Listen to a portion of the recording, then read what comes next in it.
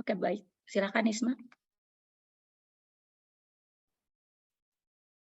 Baik, selamat pagi waktu Eropa dan selamat sore waktu Indonesia. Selamat datang di diskusi online bertajuk Kesehatan Mental Wajib Tahu Bukan Tabu. Pada hari ini, saya Nisma dari Ruanita sebagai moderator akan memandu diskusi online selama 2 jam ke depan. Acara ini diselenggarakan oleh Ruanita, Rumah Aman Kita bersama Swedish Indonesian Society dan didukung penuh oleh KBRI Stockholm. Maka dari itu, dalam kesempatan ini, saya mewakili Ruanita dan SIS mengucapkan terima kasih banyak atas dukungan yang diberikan oleh KBRI Stockholm dan kesediaan para narasumber yang berkenan hadir hari ini untuk berbagi informasi yang sama-sama kita ketahui sangatlah penting untuk digalakkan.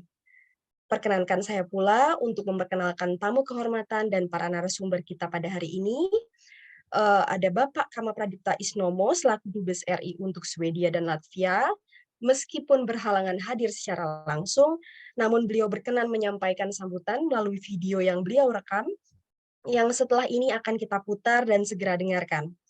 Lalu ada Bapak Iwa Mulyana selaku protokol konsuler KBRI Stockholm. Selamat pagi Bapak.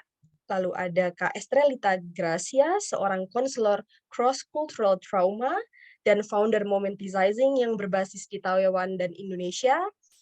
Kemudian ada Isabel Nielsen yang bekerja untuk Swedish Social Insurance Agency. Dan tak lupa kita juga menghadirkan seorang penyintas, yaitu Jessica, seorang mahasiswi Indonesia di Swedia. Seperti yang kita ketahui, kesehatan mental sama pentingnya seperti kesehatan jasmani. Namun di sisi lain, status kesehatan mental di Indonesia masih kerap dipandang sebelah mata dan dianggap remeh. Pemahaman yang salah tentang kebutuhan kesehatan mental menyebabkan stigma terhadap orang dengan isu atau gangguan mental. Oleh karena itu, melalui diskusi online yang digelar dalam rangka Hari Kesehatan Mental Sedunia yang jatuh besok Senin 10 Oktober, kami berharap bahwa diskusi online ini bisa menjadi sarana berbagi pengalaman, mengakses layanan kesehatan mental saat WNI berada di negara perantauan, dan menginformasikan layanan kesehatan terpadu yang bisa diakses, meningkatkan edukasi yang benar dan tepat tentang kesehatan mental, mengurangi stigma sosial yang berkembang di masyarakat, dan mendorong pemerintah Indonesia dan perwakilan pemerintah Indonesia di mancanegara untuk membuat sistem perlindungan WNI terpadu, terutama menyangkut status kesehatan mental dan layanan kesehatan mental. Acara hari ini terbagi menjadi 2 bagian, yakni seksi pertama berbagi pengalaman dan informasi terkait kesehatan mental di mancanegara, dan sesi kedua adalah tanya jawab.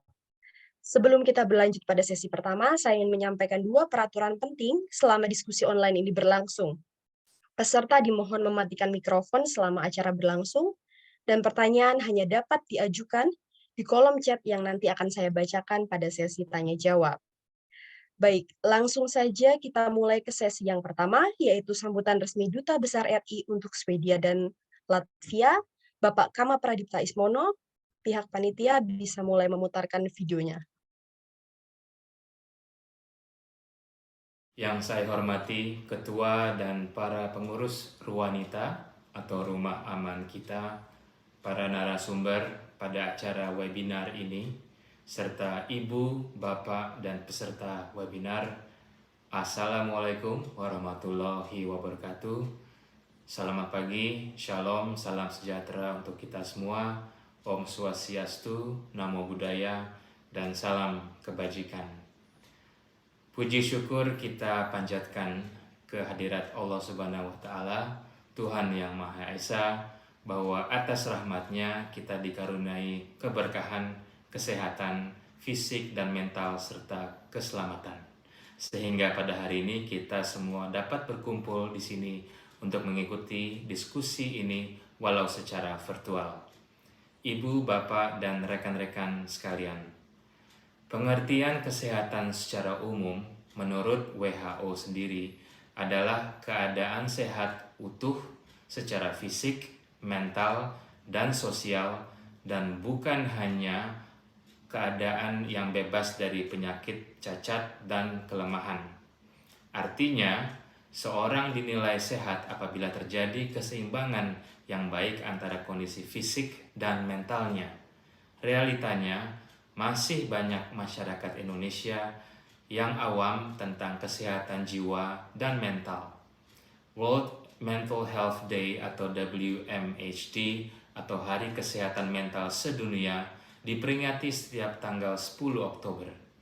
Dari sejarahnya, WMHD pertama kali diinisiasi pada tahun 1992 oleh The World Federation for Mental Health dengan membawa misi meningkatkan pengetahuan dan kesadaran mengenai kesehatan mental dunia. Lalu, mengapa memperingati kesehatan mental setiap tahunnya dirasa penting? Fakta di masyarakat menyatakan bahwa kesehatan mental masih cenderung dinomorduakan daripada isu kesehatan fisik. Padahal keduanya memiliki kedudukan yang sama pentingnya bagi kesejahteraan hidup manusia. Dengan adanya WMHD ini, diharapkan bahwa setidaknya masyarakat akan sedikit menaruh perhatian pada isu kesehatan mental itu sendiri. Di Indonesia, WMHD mulai ditetapkan pada tahun 1993 dengan misi untuk menghormati hak ODMK atau orang dengan masalah kejiwaan dan memperluas program pencegahan masalah kesehatan jiwa. Hingga kini WMHD dijadikan ajang untuk kampanye untuk mengangkat isu kesehatan mental dan membangun awareness masyarakat luas mengenai kesehatan mental. Stigma dan diskriminasi terus menjadi penghalang bagi penderita kesehatan mental untuk mendapat perawatan yang tepat. Oleh karena itu, Hari Kesehatan Mental Sedunia diharapkan dapat menegaskan hak setiap orang untuk mengakses perawatan kesehatan mental dan dibutuhkan dan menjalani kehidupan yang lebih baik. Ibu, Bapak, dan rekan-rekan sekalian, secara global, pandemi COVID-19 telah berdampak besar tidak hanya pada kesehatan masyarakat secara umum, melainkan juga pada kesehatan mental. Beberapa kelompok masyarakat, termasuk tenaga kesehatan dan pekerja esensial lainnya, pelajar, orang yang tinggal sendiri, dan mereka yang memiliki permasalahan kesehatan mental sangat terpengaruh sepanjang pandemi ini. Menurut Organisasi Kesehatan Dunia atau WHO, pandemi COVID-19 telah menciptakan krisis global untuk kesehatan mental, memicu tekanan jangka pendek dan jangka panjang, serta merusak kesehatan mental jutaan orang. Diperkirakan, gangguan kecemasan dan depresi meningkat sebanyak lebih dari 25% selama tahun pertama pandemi. Namun demikian, akibat pandemi juga pada saat yang sama, layanan kesehatan mental dan kesehatan lainnya telah sangat terganggu. Kesenjangan pengobatan untuk kondisi kesehatan mental telah melebar. Oleh karena itu, Federasi Dunia untuk Kesehatan Mental telah mengumumkan tema Hari Kesehatan Mental Sedunia tahun 2022, yaitu Make Mental Health for All a Global Priority, atau menjadikan kesehatan mental untuk semua orang sebagai prioritas global.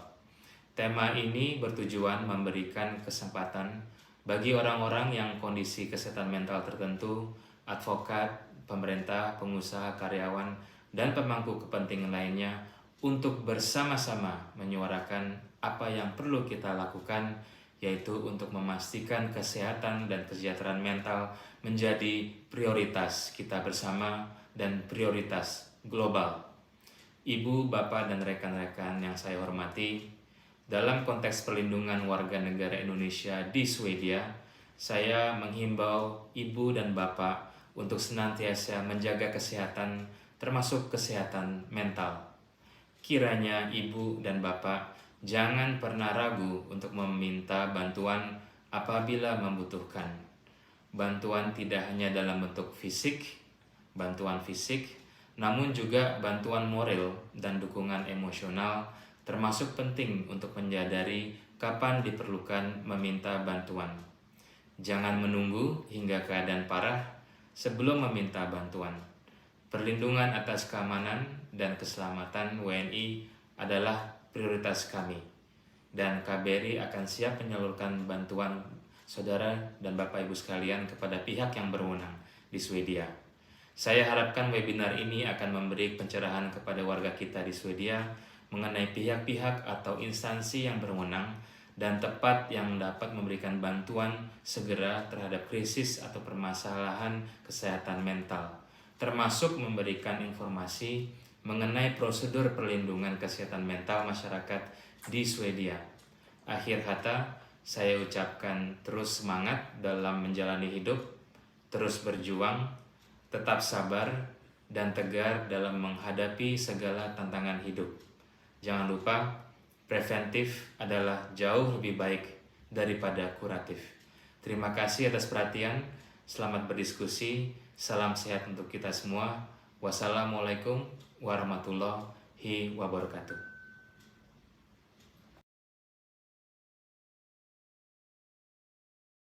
Baik, meskipun Bapak Kama Pradipta tidak hadir, tentunya kita perlu mengucapkan terima kasih banyak atas sambutannya, dan saya mungkin ingin menggarisbawahi poin penting yang disampaikan oleh Bapak Dubes, jangan ragu untuk meminta bantuan, baik fisik, moral, ataupun dukungan emosional.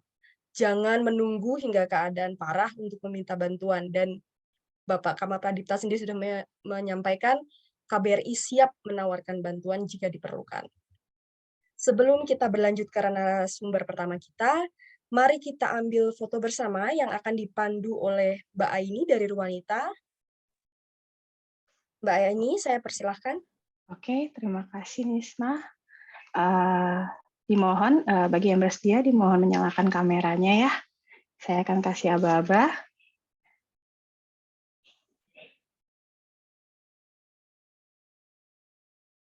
Oke, sudah siap semuanya? Iya, 1, 2, 3. Oke, terima kasih. Ya, terima kasih Mbak Aini.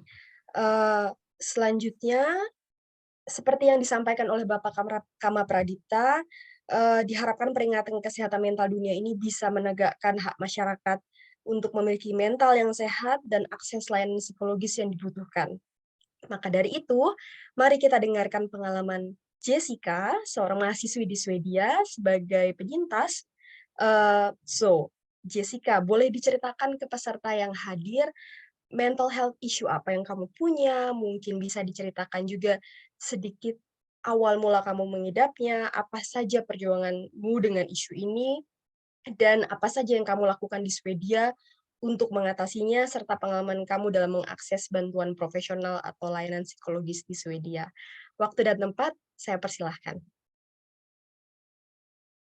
Oke, terima kasih Nishma atas undangannya untuk berbicara. Jadi, pada kesempatan kali ini saya akan menceritakan tentang pengalaman saya mengakses layanan psikologis untuk diagnosis ADHD atau Attentive Disorder and Hyperactivity Disorder. Jadi, sebelumnya sebagai perkenalan, nama saya Jessica. Saat ini saya sedang studi di Swedia, tepatnya di Royal Institute of Technology, dengan jurusan nanoteknologi. Dan saya sudah tinggal di Stockholm, Swedia sejak Agustus 2021. Jadi beberapa keluhan yang saya rasakan pada saat memulai proses treatment atau diagnosis terlebih dahulu, beberapa keluhan yang dirasakan ada 2 kategori atau lebih tepatnya 3 kategori berbeda, yaitu inattention, hyperactivity, dan impulsivity. Perlu dicatat bahwa ADHD ini sebetulnya adalah suatu penyakit yang merupakan penyakit yang didevelop pada saat masa kanak-kanak, jadi tidak serta-merta muncul di saat usia dewasa. Jadi beberapa trait yang ada di list ini, keluhan-keluhan yang saya rasakan ini sebetulnya sudah ada sejak saya kecil, tapi ketika menjadi dewasa, saat tanggung jawab yang perlu dijalankan menjadi lebih banyak dan hal-hal yang perlu dijaga jadi lebih memberikan banyak tekanan, bisa dibilang, keluhan-keluhan ini menjadi lebih teramplifikasi efeknya. Jadi seperti kesulitan menyusun prioritas dan struktur, kemudahan terdistraksi dan kesulitan untuk menjaga fokus itu menjadi lebih signifikan di saat usia dewasa. Terlebih karena tanggung jawab yang dipegang. Kemudian di kesehariannya itu juga beberapa keluhan yang dirasakan seperti kecenderungan memotong pembicaraan di saat setting sosial dengan orang-orang sekitar, kemudian trait yang tidak bisa diam seperti restless leg, selalu menggerakkan kaki atau tangannya selalu bergerak untuk melakukan sesuatu, dan ketika melakukan aktivitas itu selalu dalam mode awas sehingga terburu-buru. Kalau dalam bahasa Jawanya menjadi gerasa-gerusu di semua aktivitas. Dan semua keluhan ini juga memberikan seperti jadinya kecenderungan untuk kecemasan berlebih itu jadi lebih tinggi karena memikirkan lebih banyak hal dan menjadi conscious terhadap beberapa trait yang saya miliki, sehingga memberikan perubahan trait. Dan setelah pandemi itu saya jadi memiliki kecenderungan untuk menghindari aktivitas sosial, di mana sebelumnya itu saya sebetulnya adalah tipikal individu yang lebih ekstrovert, tapi setelah merasakan beberapa keluhan yang menjadi lebih teramplifikasi ini, jadi sangat terisolasi dari aktivitas sosial yang sebelumnya sangat saya sukai. Jadi hal pertama yang saya lakukan adalah mencari informasi. Ketika sampai di Swedia, saya langsung mencari tahu kira-kira fasilitas kesehatan di Swedia ini cara mengaksesnya bagaimana dan fasilitas apa saja yang diberikan. Dan selain mencari tahu mengenai fasilitas kesehatannya itu sendiri, saya juga mencari tahu mengenai keluhan-keluhan yang saya miliki. Jadi salah satu petunjuk yang bisa diacu untuk mencari tahu tentang simptom lebih lanjut adalah DSM-5, kriteria-kriteria keluhan yang bisa dikaitkan dengan suatu gejala penyakit. Kemudian langkah lain yang bisa saya lakukan waktu itu adalah mencari support group. Jadi untuk mencari tahu kira-kira orang-orang dengan keluhan yang sama memiliki aktivitas yang sama dan apa saja yang dilakukan untuk menurunkan keluhan-keluhan tersebut atau sebagai coping mechanism selama menjalankan diagnosis dan treatment yang dilakukan. Saya juga mencari beberapa informasi dari website 1177.si. Ini adalah website kesehatan yang paling utama digunakan di Swedia. Dan ada juga umo.si yang memberikan informasi mengenai ADHD untuk anak-anak dan remaja sampai orang dewasa yang berusia di bawah 25 tahun. Langkah kedua yang saya lakukan waktu itu adalah menghubungi Fort Central. Fort Central ini kira-kira setara dengan puskesmas kalau di Indonesia. Jadi selama seseorang memiliki person number atau seperti NIK kalau di Indonesia, selama sudah memiliki person number, maka segala layanan kesehatan yang dijalankan di Fort Central akan dikaitkan dengan high cost protection. Jadi dalam 1 tahun ada batas biaya maksimal yang kita bayarkan, dan jika sudah mencapai threshold tersebut, nanti segala aktivitas layanan kesehatan di Fort Central ataupun di klinik spesialis akan tidak dikenakan biaya. Dan untuk mendaftarkan Fort Central ini juga bisa dilakukan di website yang sama, yaitu 1177.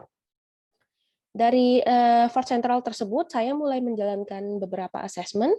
Assessment yang paling banyak dilakukan adalah assessment dengan psikolog di Fort Central untuk menjalankan beberapa check assessment tools. Jadi ada beberapa assessment tools yang saya lakui dengan psikolog. Lalu kemudian ada juga konsultasi dengan GP atau dokter umum di Fort Central untuk melakukan assessment chronic fatigue syndrome. Jadi apakah keluhan-keluhan yang saya rasakan itu merupakan efek samping dari stres atau memang ada sesuatu yang salah dari keseharian yang saya lakukan atau seperti semacam itu. Ada juga pengambilan darah yang dilakukan di Fort Central untuk mengecek kondisi metabolisme dan hormon, seperti misalnya apakah ada kondisi hipertiroid atau hipotiroid yang juga dapat mengganggu stabilitas mentalnya. Jadi seluruh asesmen yang dilakukan di Fort Central ini objektifnya adalah untuk merule out kemungkinan diagnosis lain. Jadi ketika tidak ada diagnosis lain yang bisa menjelaskan, maka Fort Central baru akan memberikan rekomendasi untuk melakukan asesmen terhadap ADHD. Dan setelah asesmen ini dilakukan, maka Fort Central akan memberikan referral ke dokter spesialis, yaitu kalau di kasus saya adalah di Norra Stockholm Psychiatry. Jadi ini adalah klinik khusus merawat beberapa penyakit psikiatri, dan di tempat ini juga saya akan direfer untuk menjalankan MPU. Kalau dalam bahasa Swedia adalah Neuropsychiatry Utredning, atau dalam bahasa Inggris adalah Neuropsychiatry Investigation. Jadi dalam proses NPU ini ada beberapa step yang dilakukan, yaitu first care contact yang dilakukan oleh VAR Sentral atau puskesmasnya tadi, ini sudah dilakukan. Kemudian adalah assessment call. Assessment call ini dijalankan di Stockholm Psychiatry. Jadi asesmen yang dilakukan di Stockholm Psychiatry juga kurang lebih serupa dengan asesmen yang dijalankan di VAR Sentral, yaitu pertemuan dengan GP, psychologist, dan psychiatrist dari divisi rehab. Jadi untuk mengecek lebih lanjut apa saja yang bisa menjelaskan keluhan-keluhan yang saya rasakan. Jadi kalau di Stockholm Psychiatry ini juga dilakukan assessment seperti misalnya OCD atau bipolar disorder. Jadi segala keluhan-keluhan yang mungkin akan menjelaskan simptom akan dilakukan. Dan juga fungsi dari neurologinya seperti misalnya berjalan lurus atau mengikuti instruksi tangan dokter yang seperti ini. Jadi semua fungsi fisik dan fungsi mental juga tetap dicek dalam proses NPU ini. Kemudian yang selanjutnya dilakukan adalah waiting list selama 6 bulan untuk melakukan lebih lanjut step-step berikutnya. Saat ini saya sedang menunggu proses waiting list ini berlalu, yaitu baru dimulai sejak Mei di tahun ini. Selama menunggu waiting list ini, apa saja yang bisa dilakukan? Jadi sementara ini karena saat assessment di Stockholm Psychiatry, saya juga mendapatkan beberapa arah yang menjelaskan keluhan saya, seperti misalnya dysthymia, generalized anxiety disorder, dan social phobia. Jadi selama menunggu waiting list ini, karena tidak ada yang bisa dilakukan di Stockholm Psychiatry mengenai ADHD-nya, karena diagnosanya masih membutuhkan proses lebih panjang, saat ini fokusnya adalah menyelesaikan masalah-masalah lain yang bisa dilakukan treatmentnya di VAR Sentral atau di puskesmasnya tadi. Pada kasus saya menerima terapi CBT dan medication antidepresan dari VAR Sentral untuk treatment generalized anxiety disorder atau GAD dan social phobia.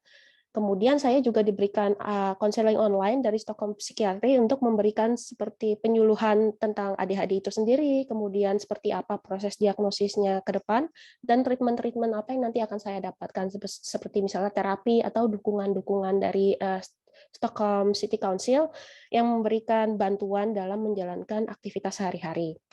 Pada periode ini saya juga menghubungi psikiatri klinik swasta yang memiliki agreement dengan Stockholm Council, sehingga biayanya juga di-cover oleh pemerintah untuk mendapatkan second opinion selagi menunggu proses yang dilakukan di Stockholm Psychiatry.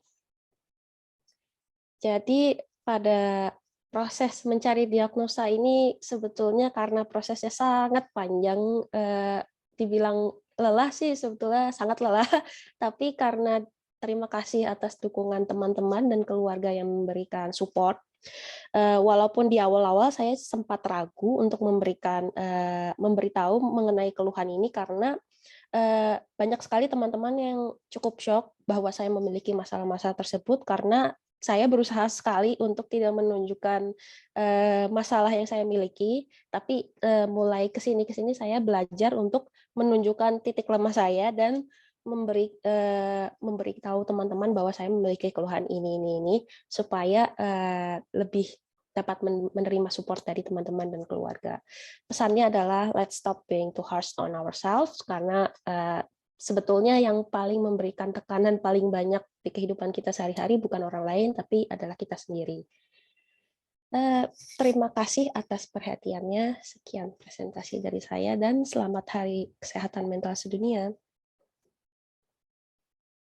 Baik, terima kasih Jessica atas komplit sekali kalau menurut saya informasinya, dan mungkin juga dibutuhkan bagi teman-teman di Swedia yang mungkin juga belum tahu tentang hal ini. Terima kasih sudah mau berbagi dengan kami semua, dan saya rasa itu juga sangat penting ya tadi informasi tentang kontak yang bisa dihubungi saya nggak bisa baca namanya, tapi ya puskesmas di Swedia yang setelah itu akhirnya diarahkan satu persatu, oh kemana ya, apa saja yang harus dilakukan. Dan Betul. juga dengan informasi mengenai apa saja langkah-langkah yang dilakukan, di mana menurut saya untuk kasus ADHD ini sangat untuk mendapatkan informasi ini juga sangat penting sekali ya, untuk ternyata tidak sesimpel itu gitu. Dan saya banyak mendengar juga, ini paling orang kalau nganggapnya ini males aja kali gitu. Mungkin belum banyak yang tahu atau istilah dengan ADHD ini, bahwa ini tentang gangguan yang juga sangat mengganggu sekali, dan ternyata prosesnya pun banyak untuk akhirnya bisa sembuh. Terima kasih juga sudah berbagi ya dengan kami. Terima kasih. Sekarang mari kita berlanjut. Seperti yang kita sampaikan di awal, kita juga tentu ingin tahu bagaimana pemerintahan di suatu negara membantu masyarakatnya menangani isu kesehatan mental. Karena hari ini kita juga bergabung dengan teman-teman Indonesia di Swedia, tentu mari kita lanjutkan dengan pemaparan materi, di mana kita sangat beruntung bisa mendapatkan kesempatan untuk mendengar langsung dari orang Swedia yang bekerja di Swedish Social Insurance Agency, namun bisa berbahasa Indonesia, yaitu Isabel Nielsen. Isabel, waktu dan tempat saya persilahkan. Ya, terima kasih ya Mbak. Saya akan share screen dulu, sebentar.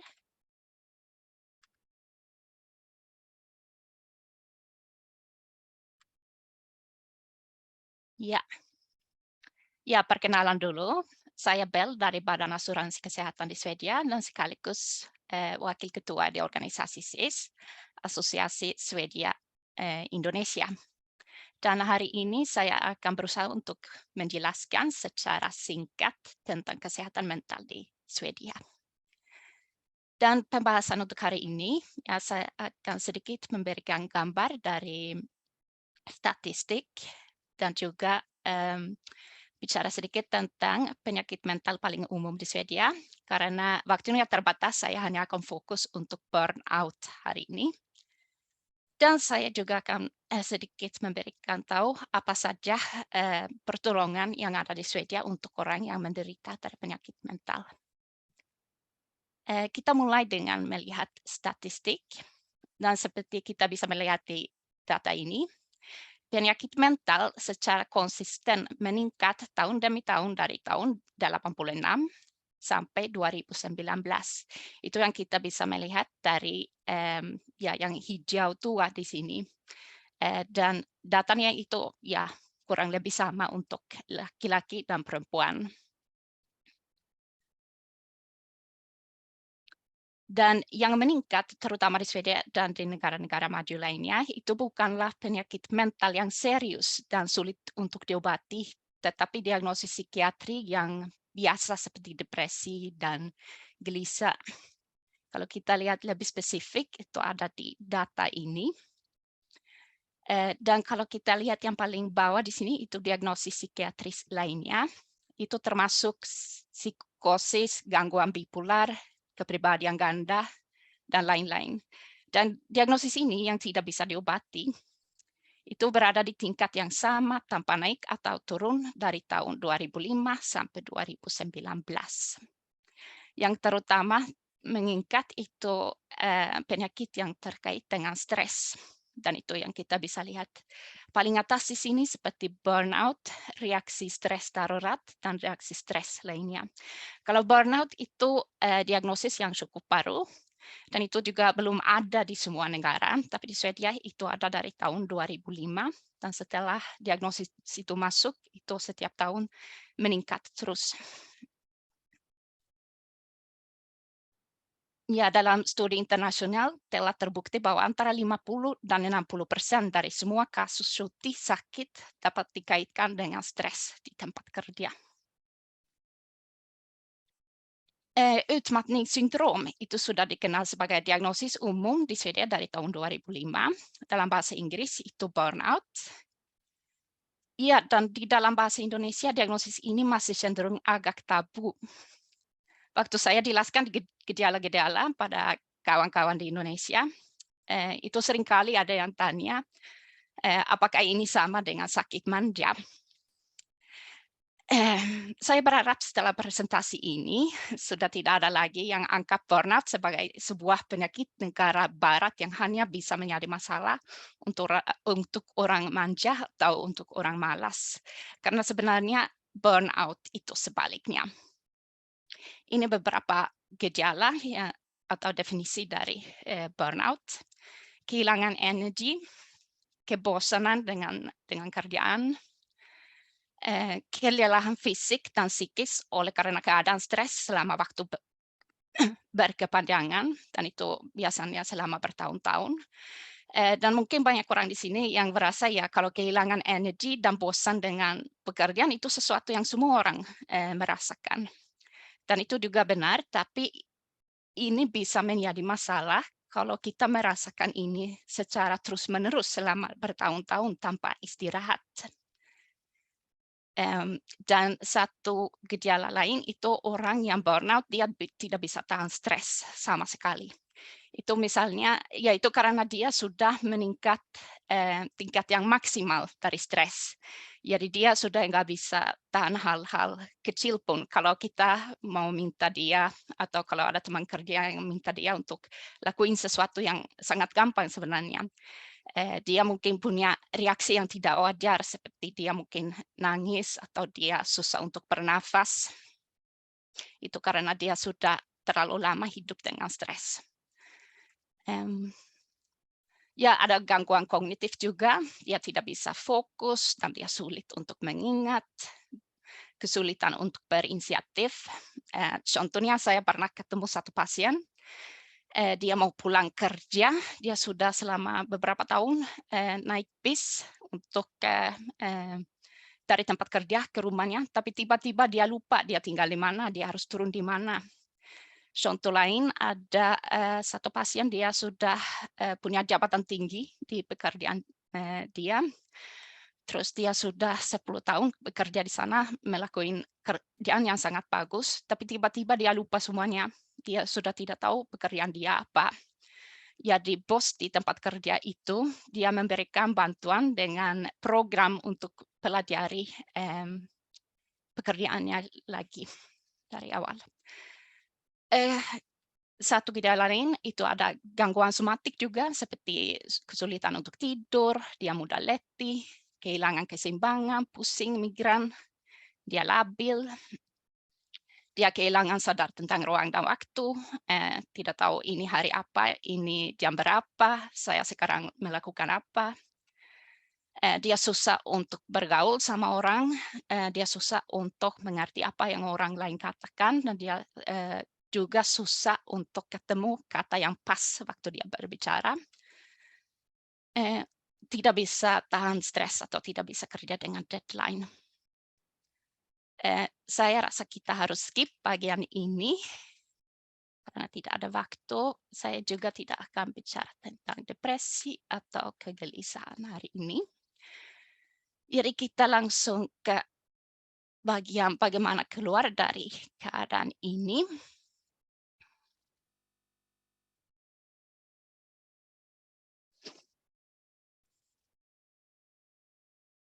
Ya, dan di sini mungkin lebih relevan kita tanya apa yang saya harus lakukan supaya tidak burnout, daripada tanya bagaimana keluar dari keadaan ini.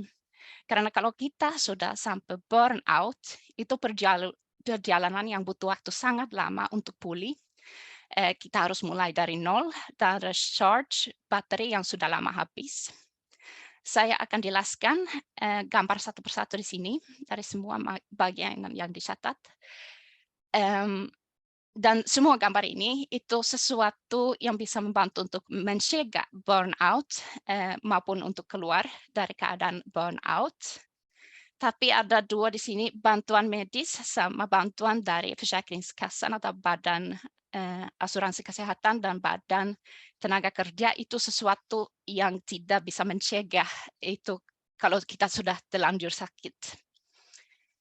Kalau kita lihat dari jejaring sosial, itu banyak studi yang membuktikan bahwa bukan hanya lingkungan kerja menyebabkan burnout, tapi juga jejaring sosial.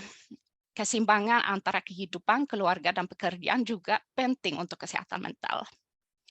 Ini terutama berlaku untuk wanita yang biasanya mengambil tanggung jawab yang lebih besar untuk anak-anak dan keluarga. Beban kerja ganda untuk wanita menyebabkan cuti sakit yang lebih tinggi dan peluang karir yang lebih buruk dan pengembangan gaji yang lebih buruk bagi perempuan. Terus ini kemudian mengarah pada kemandirian finansial yang lebih lemah dan pensiun yang lebih rendah. Dan ini sesuatu yang sangat tidak sesuai dengan masyarakat yang setara.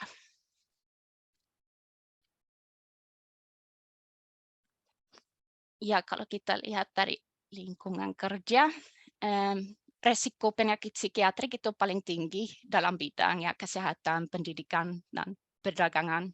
Atau pokoknya pekerjaan di mana kita harus bersosialisasi sama orang lain. Tempat kerja adalah tempat paling penting untuk mencegah penyakit psikis. Investasi di lingkungan kerja dalam organisasi dan struktur dapat mencegah para pekerja untuk pensiun dini.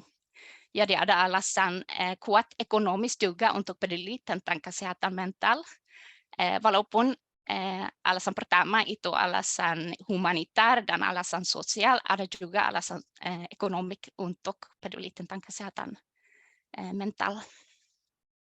Dan kalau kita lihat dari pendudukan Swedia, itu 15-20% dari penduduk usia kerja yang mempunyai gangguan kesehatan mental.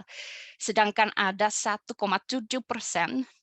ya dari penduduk Swedia yang cuti sakit. Itu berarti ada banyak sekali orang yang kerja walaupun mereka punya gangguan kesehatan mental, dan yang kita bisa dengar dari mereka, mereka tidak produktif seperti waktu mereka sehat. Jadi produktivitasnya berkurang.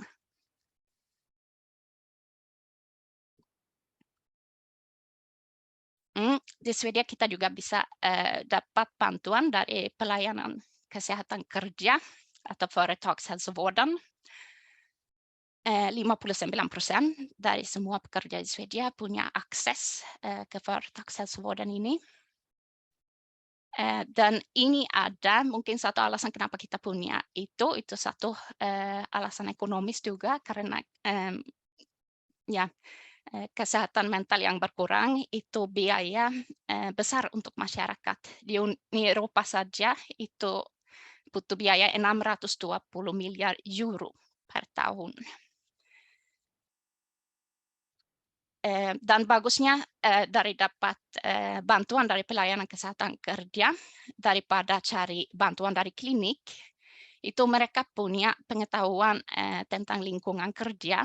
Itu berarti mereka daripada hanya bantu dengan mungkin obat atau dengan program, mereka juga bisa bantu langsung dengan perubahan yang harus dilakukan di lingkungan kerja. Dan mereka juga ada banyak kegiatan proaktif seperti bantu dengan olahraga, ganti ventilasi, atau mungkin kalau ada masalah dengan cahaya yang berkurang atau suara bisik, mereka bisa bantu dengan hal-hal seperti itu. Bisa bantu dengan team building dan strategi untuk menghadapi konflik. Ini juga proaktif. Ya, terus kita di sini ada bantuan medis. Dan pada waktu sakit awal mungkin yang paling penting itu dapat nasihat umum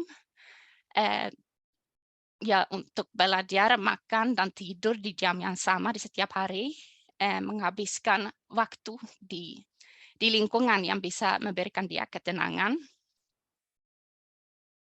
Ada juga kursus menghadapi stres di sini atau kursus untuk menghadapi beban hidup.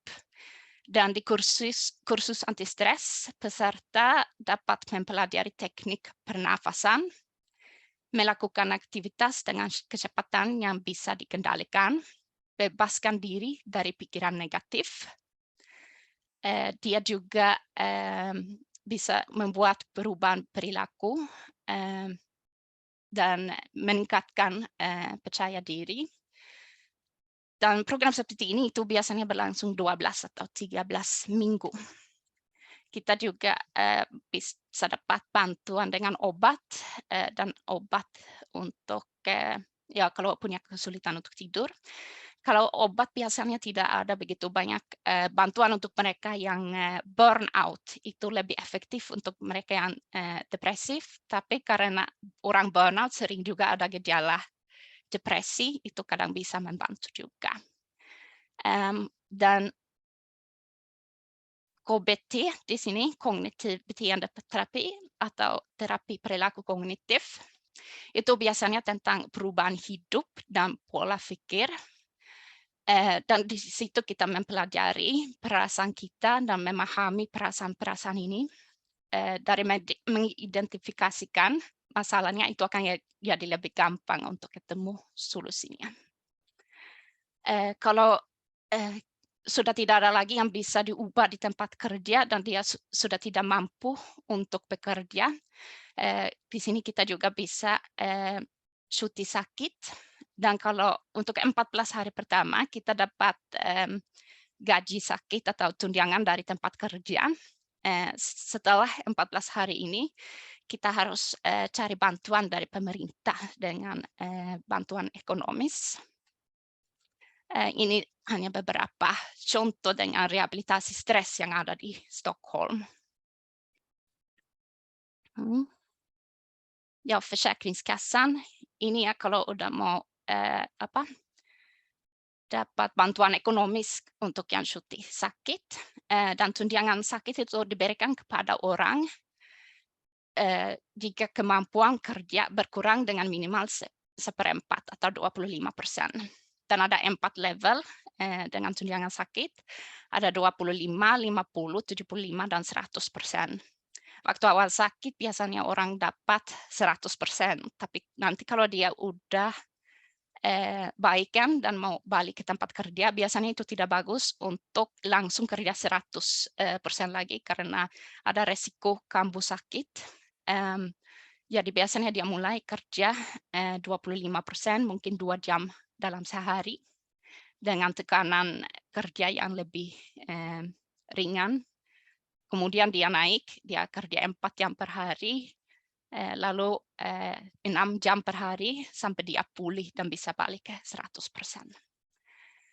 Orang yang sakit dia berhak dapat sekitar 80% dari gajinya atau maksimal 1.027 krona per hari. Jadi orang yang punya gaji yang besar, misalnya kalau dapat 5.000 krona per hari, saya rekomendasikan untuk punya asuransi pribadi juga dan bukan hanya bantuan yang ada dari pemerintah, karena ini akan jadi perubahan ekonomis yang sangat besar.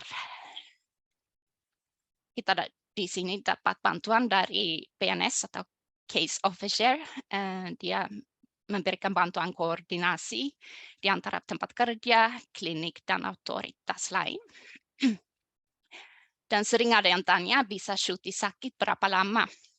Dan kalau di Swedia kita tidak punya batas waktu seberapa lama seseorang bisa mendapat tunjangan sakit. Tapi ada beberapa standar tergantung diagnosisnya. Untuk burnout, itu rekomendasinya itu sekitar 6 bulan atau sampai setahun.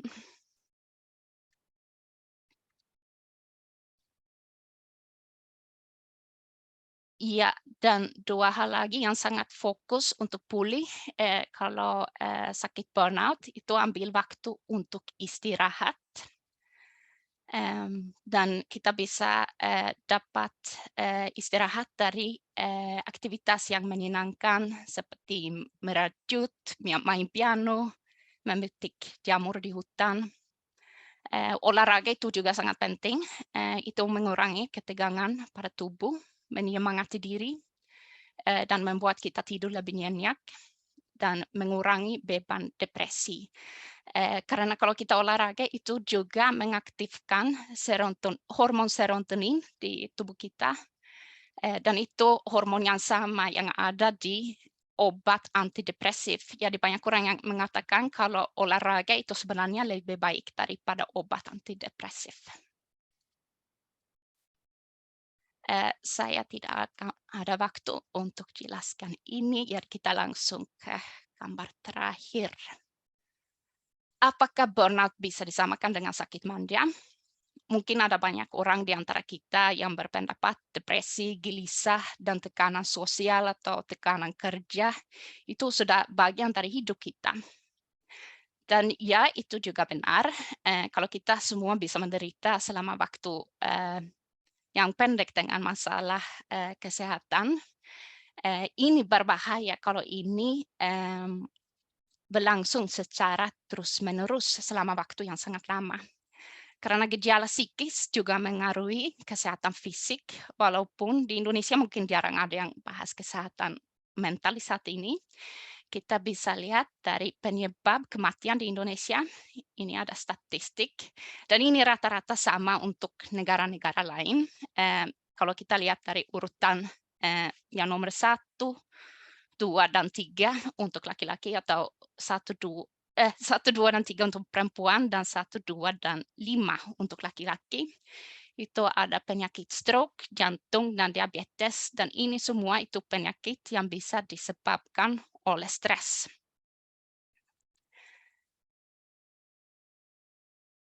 Jadi dari mencegah penyakit mental kita juga secara keseluruhan bisa mencegah penyakit mematikan seperti stroke, serangan jantung, dan diabetes. Maaf Isabel, waktunya sudah habis. Iya, Mungkin waktunya sudah habis. conclude. Oke. Ya, Ya, bisa ini hampir mau selesai disimpulkan. juga. Ya, dan yang terakhir aja, istilah sakit manja itu tidak tepat untuk penyakit ini, karena ini justru sebaliknya. Ini mungkin lebih cocok dengan istilah sakit rajin. Ya, itu sudah. Terima kasih banyak Isabel, yang mungkin ini juga sama seperti ADHD masih dikesampingkan dengan stigma yang sama, penyakit manja. Namun seperti yang ditunjukkan oleh Isabel juga dengan statistik yang ada, bahwa kenyataan itu adalah awal mula dari penyakit-penyakit yang pada akhirnya menjadi menjadi penyakit yang menyebabkan kematian terbanyak di Indonesia. Dan sangat menarik seperti yang disampaikan oleh Isabel tadi tentang adanya program-program yang disediakan oleh pemerintah Swedia seperti pelayanan kesehatan kerja, bentuk-bentuk bantuan medisnya yang menarik itu kursus menghadapi stres yang mungkin belum banyak ya diterapkan mungkin di negara lain. Saya kurang tahu juga di Jerman seperti apa, tapi ini adalah poin atau program menarik menurut saya. Ada juga program tunjangan sakit dengan proses kembali yang juga ternyata sudah dipikirkan dengan matang-matang bahwa tidak bisa kembali sepenuhnya langsung 100%, tapi dengan proses kembali kerja yang bertahap. Saya juga ingin menekankan apa yang disampaikan Isabel tadi, bahwa poin penting dalam proses penyembuhan burnout adalah istirahat yang cukup dan olahraga dan recharging kembali dengan aktivitas atau kegiatan-kegiatan yang menyenangkan. Dan sekali lagi, burnout itu bukan penyakit manja, tapi penyakit rajin, karena kerajinan kerja akhirnya jadi burnout. Baik, terima kasih Isabel sekali lagi atas pemaparannya. Sebelum kita berlanjut pada narasumber selanjutnya, saya ingin mengingatkan apabila Bapak, Ibu, Mas, Mbak sekalian memiliki pertanyaan yang ingin diajukan pada para narasumber, bisa dituliskan di kolom chat, dan nanti di sesi tanya-jawab akan saya bacakan. Baik, selanjutnya tentu kita perlu mendengarkan dari sisi psikologis profesional, dan hari ini kita juga kedatangan seorang konselor khusus yang berkecimpung di tema cross-cultural trauma, Kak Estrelita Gracia, yang tentunya sudah tidak asing dengan isu-isu psikologis yang dihadapi WNI yang tinggal di mancanegara, khususnya di Taiwan ya Kak. Kak Esta, ya, waktu dan tempat saya persilahkan. Oke, terima kasih Nisma. Saya izin share screen-nya. Ini sudah terlihatkah filenya? Ya, sudah terlihat. Oke. Selamat pagi, selamat sore buat teman-teman wanita semua. Kalau saya dengar tadi ya, yang dijelaskan oleh sama Jessica dan juga Ilsen, itu sangat menggambarkan secara Isabel. Jadi tadi sudah jelas sekali sebenarnya ya tentang gambaran orang dari penyintas yang memiliki kondisi khusus gitu ya, gangguan neurodivergent. Kita mungkin bilangnya kalau di psikologi bukan gangguan mental lagi, tapi kalau ADHD itu neurodivergent. Jadi memang sistem saraf di otak yang memang bekerja dengan berbeda gitu. Beda memang dengan orang-orang yang gangguan mental gitu ya. Maksudnya gangguan psikologis yang memang didiagnosis karena ketidakberfungsiannya di aktivitas sehari-hari yang tadi contohnya burnout yang misalnya Isabel tadi sebutkan. Jadi disclaimer itu dua kondisi yang berbeda ya teman-teman. Orang yang memang ADHD klasifikasinya memang kita bilang di era sekarang, terutama di DSM-5, ya itu termasuk, tapi sebenarnya kita memang menyebutkan orang-orang ADHD atau mungkin juga orang yang disleksia, itu orang yang memang neurodivergent. Jadi memang pada dasarnya sistem biologis cara kerja otak yang berbeda, sehingga mereka ya beraksinya atau berperilakunya berbeda. Tapi kalau memang burnout, itu memang karena gejala mental atau gejala psikologis yang memang terjadi karena adanya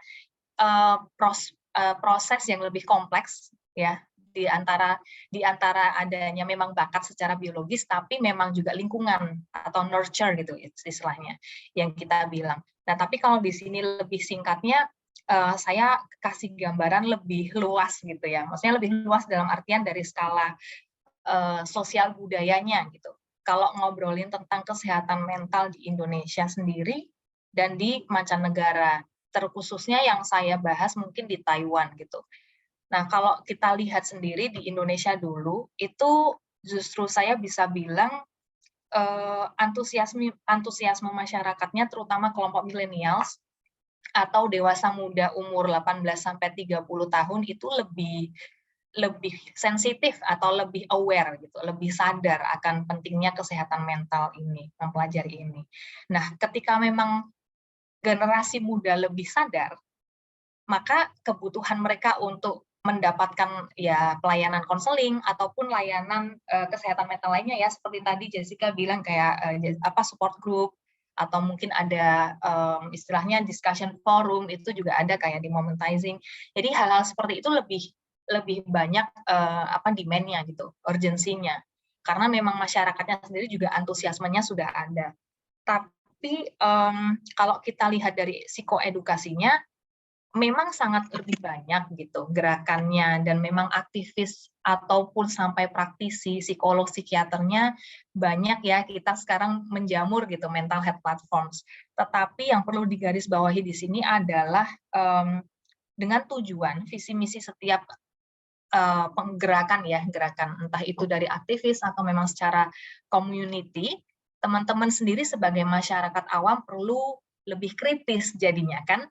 Karena era VUCA saat ini yang menekankan adanya volatility, ada uncertainty, ada apa lagi tuh, complexity dan ambiguity. Jadi kadang sumber-sumber yang tidak tercantumkan ketika orang menggerakkan atau istilahnya memberi psikoedukasi ya ini ya. Jadi memberikan kesadaran kepada masyarakat tentang adanya gangguan mental atau cara-cara menjaga kesehatan mental lainnya, itu kalau memang tidak dibuktikan secara empiris itu juga jadi hal yang fatal. Jadi seperti dalam istilahnya karena banyak nih yang melakukan ini, ya sudah justru jadinya kita jatuhnya nanti kalau nggak ada referensi yang memang empiris gitu ya atau yang memang scientific, kita justru malah bisa Barnum effect. Istilahnya self diagnose nih. Saya begini nih orangnya, kayaknya aku gini deh, malah jatuhnya seperti itu. Padahal belum tentu seperti itu juga, karena di era sekarang bukannya kita bilang skeptis ya, atau ironis gitu, tapi memang untuk pelaku, untuk masyarakat global gitu, teman-teman yang studi atau tinggal di luar negeri, depresi, kecemasan is a common thing. Itu yang perlu istilahnya disclaimer dulu nih ya, kalau memang ada kita kesempatan dan saya pengen nih ke luar negeri, kita perlu sadari dulu bahwa tekanan sosial gitu atau mungkin juga stimulus dari perbedaan budaya itu sendiri itu bisa sangat berbeda satu orang dan yang lain, dan kita perlu menyadari betul kapasitas diri saya seberapa besar ya ketika menghadapi perbenturan budaya dari segi makanan, suhu. Tadi ya di video pertamanya ada tuh seasonal syndrome istilahnya. Jadi kalau musim dingin jauh lebih depresif misalnya, karena memang cenderung lebih mengisolasi diri di rumah karena dingin misalnya. Karena kan kita orang Indonesia belum biasa ya. Atau mungkin teman-teman yang sudah di Swedia pun penyesuaian dirinya cenderung misalnya berbeda-beda kan satu dan yang lain gitu terhadap cuaca itu sendiri atau dari makanan aturan dari tidak tertulis maupun tertulis yang ada di negara itu, atau mungkin ideologi dan cara masyarakat setempat memaknai kebahagiaannya aja itu udah berbeda. Nah, itu kita perlu sadari betul ketika memang kita mau berpindah gitu secara fisik, kita memang mau immerse to certain culture, itu kita perlu tahu apakah saya punya kapasitas yang cukup, apakah saya punya kapabilitas yang cukup untuk belajar beda bahasa misalnya ya. Karena untuk misalnya nih di Taiwan, bahasa Mandarin itu kalau di daerah utara itu mostly foreigners friendly, nggak apa-apa bahasa Inggris. Tapi kalau teman-teman Indonesia yang tinggal dari tengah Taiwan dan ke selatan, itu semakin banyak orang yang justru belajarnya bahasa Taiwanese language gitu. Jadi kayak aksennya. Kayak di Indonesia mungkin bahasanya jadi bahasa Jawa gitu. Kan beda lagi. Nah, apakah saya bisa adaptif di situ? Kalau saya nggak bisa, maka itu tadi ya, ada kecenderungan untuk ada munculnya overwhelm, panik, kecemasan, burnout, dan segala macam.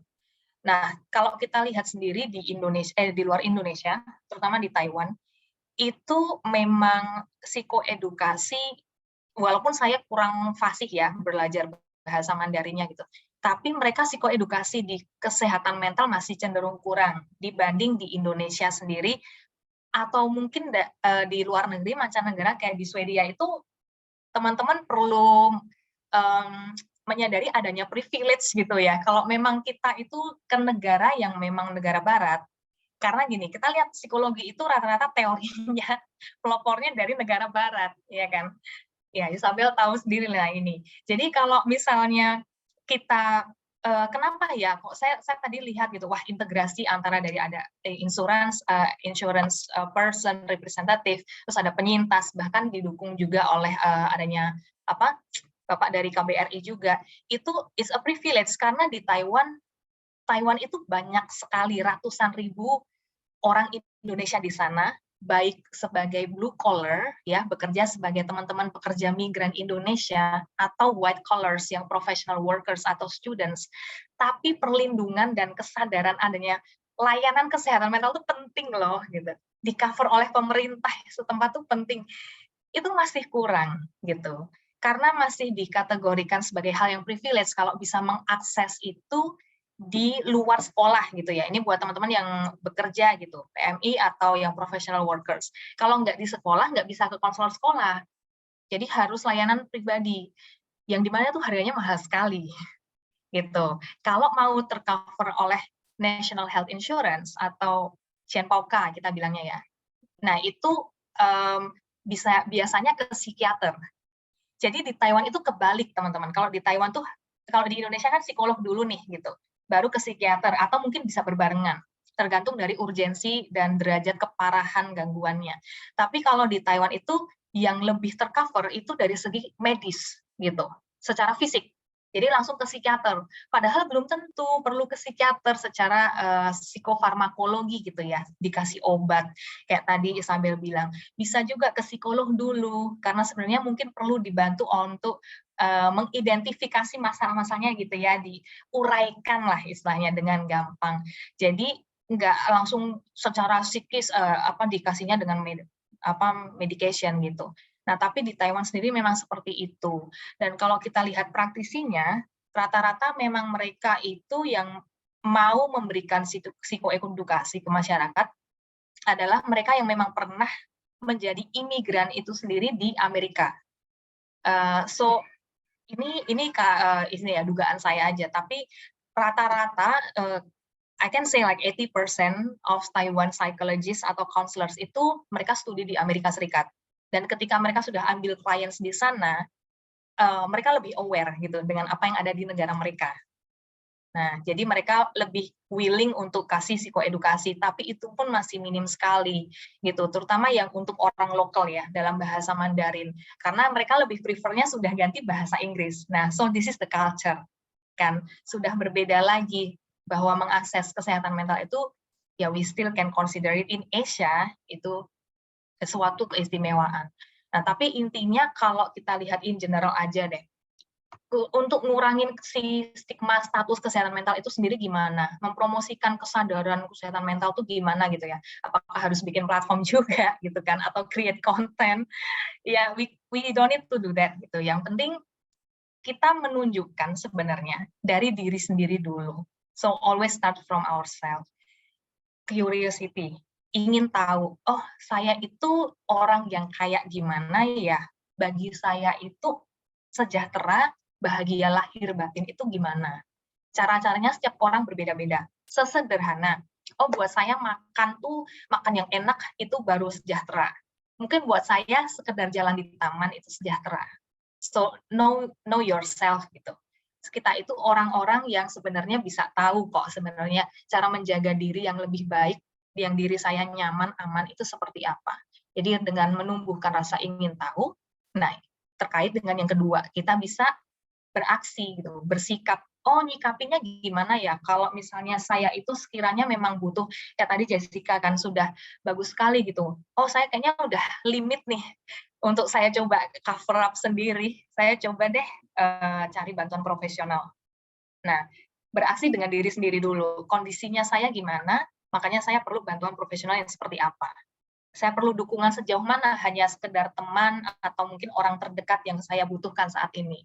Nah, hanya kita sih yang memang secara subjektif mengetahui itu semua ya, teman-teman. Nah, setelah itu, kalau memang kita mampu melakukan itu, kita jadi lebih empatik kan. Nah, ketika lebih empatik, kita bisa ada nih, oh, ada ruang untuk bertumbuh bagi diri sendiri ternyata. It's okay to not be okay. Makanya saya habis itu bisa nih jadi teman buat yang lain yang juga butuh pertolongan. Sesederhana mendengarkan aja ya, teman-teman. It can be a relief thing gitu buat orang lain. Yang terakhir ya pastinya ya, ketika memang kita udah merasakan sendiri, mengalami sendiri, kita testify kan. Testify itu kayak istilahnya ngasih apa ya? Ngasih bukan saran, kesan, memberikan kesan gitu. Dengan cara itu tadi, kalau kita itu sebenarnya bisa memberdayakan diri sendiri. Ketika saya mengalami ini, cerita aja ke teman, cerita aja ke orang terdekat yang kurang lebih tertarik gitu atau mengalami hal yang sama dengan topik yang kita akan bahas ini gitu. Dengan seperti itu kan slowly but sure gitu. Kita mempromosikan kesadaran bahwa kesehatan mental itu penting dan sesederhana itu cara-cara kita untuk bisa menjaga kesehatan mental. Harus self-love, self-care-nya itu sederhana saja, nggak harus yang seperti orang bayangkan gitu, harus mewah dan harus mencapai ini dulu baru saya bahagia sejahtera. Tidak seperti itu. Nah, kalau memang kita lihat lagi, kalau di konseling multikultur atau lintas budaya, kita sebenarnya melihat klien itu dari upbringing family-nya. Ya teman-teman, gimana setiap orang itu sampai memutuskan pergi ke luar negeri, studi ke luar negeri atau bekerja bahkan menikah dengan orang asing, itu kan apa yang ada dia nilai-nilai diri dan pengalaman saat masa kecil gitu ya, remaja itu kita lihat situ. Tapi kalau di psikologi multikultur kita lihat dari addressing framework-nya. So kita melihat apakah kita meminta kan misalnya klien ini untuk lebih berdaya. Keberdayaan menurut dia mungkin berbeda dari si psikolognya atau konselornya kan, karena maka dari itu kita perlu lihat dulu nilai dia itu seperti apa.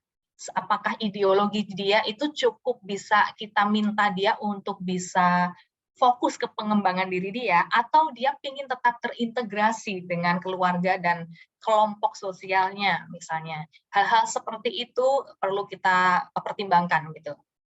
Nah, jadi kalau boleh berbagi, kalau misalnya rata-rata teman yang di Taiwan, gitu, Indonesia di Taiwan, itu karakternya memang cukup berbeda dengan teman-teman Indonesia ya, klien Indonesia di Indonesia sendiri. Tentu saja kalau misalnya di Taiwan itu mereka karena Taiwan itu kan negara demokratis ya, jadi mereka cenderung lebih bisa berpikir bebas dan mereka cenderung mandiri, tapi masih ada nilai kolektivisnya yang ingin dijaga. Nah, disitulah biasanya permasalahannya muncul. Overthinking, misalnya contoh-contoh kasusnya itu adalah overthinking, depression, of course, anxiety, kemudian takut ditinggalkan atau ditolak karena sudah berbeda. Tapi mereka masih ingin integrate dengan people in Indonesia misalnya. Nah, tapi sebenarnya mereka ingin bertumbuh lagi menjadi orang yang lebih, ya we can say more individual gitu ya di sana. Nah, jadi kita mau lihat individu ini nilainya apa dengan meneliti, dengan mengamati dari karakter budayanya mereka atau identitas budaya mereka.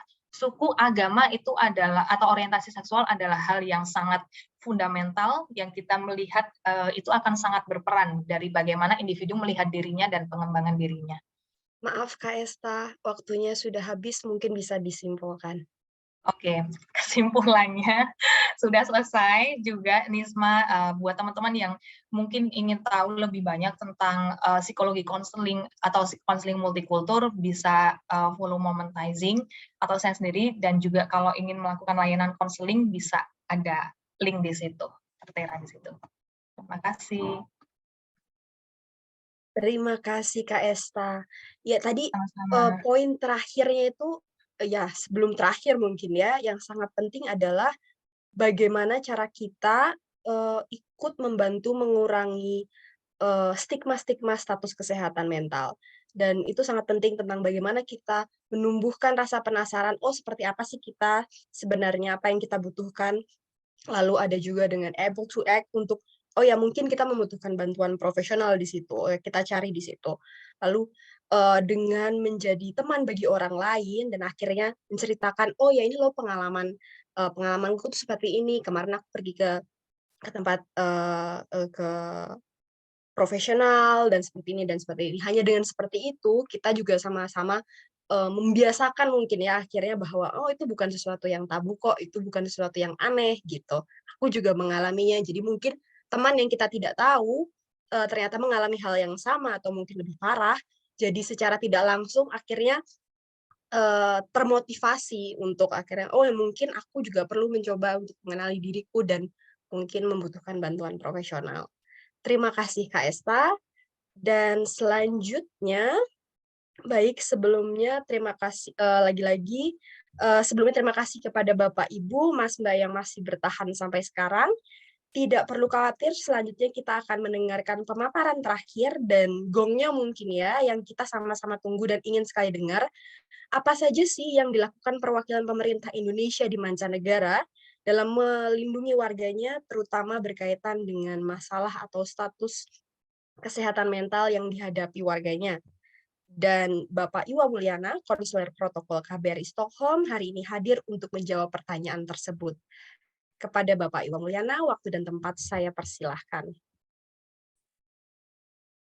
Baik, terima kasih Pak Moderator, Mbak Nisma, Bapak, Ibu, Saudara-saudara sekalian, selamat pagi dan salam sehat selalu.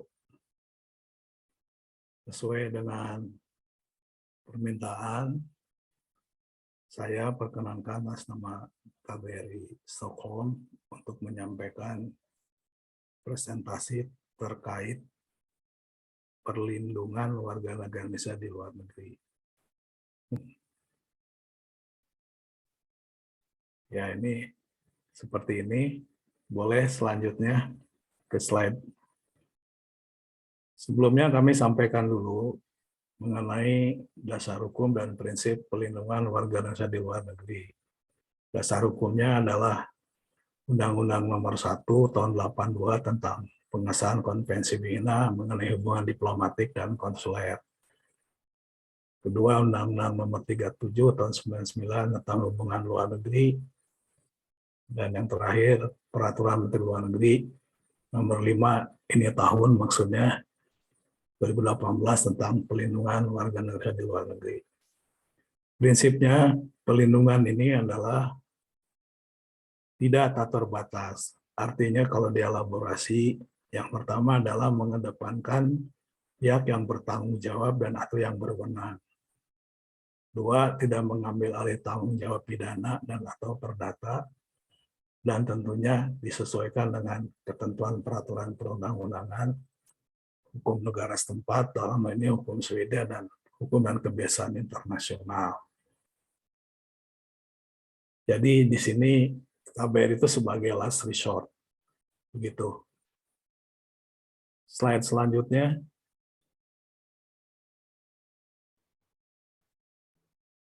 Nah, ruang lingkup dan bentuk pelindungan itu satu, pencegahan melalui penguatan regulasi, kampanye penyadaran publik, mungkin ini salah satu upayanya, webinar ini, penguatan kelembagaan, mungkin nanti kalau bisa ada harapan untuk perlindungan terpadu, bisa dibentuk sebagai apa, forum atau apa namanya, dan peningkatan kerjasama. Terus deteksi dini, itu mengenai pemetaan dan mitigasi risiko, tadi sudah sama Ibu Danda sudah disinggung mengenai lapor diri dan rencana kontingensi. 3, respon cepat.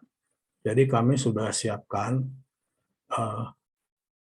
website portal peduli WNI, yaitu untuk menampung dan menjawab pengaduan atau laporan secara cepat, mengkaji permasalahan yang dihadapi WNI, seperti kesehatan mental ini dengan cepat dan tepat, serta menetapkan langkah penanganan permasalahan.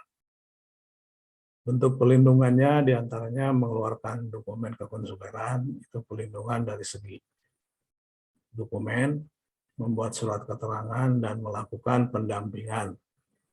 Mungkin ini nanti yang bisa dilaksanakan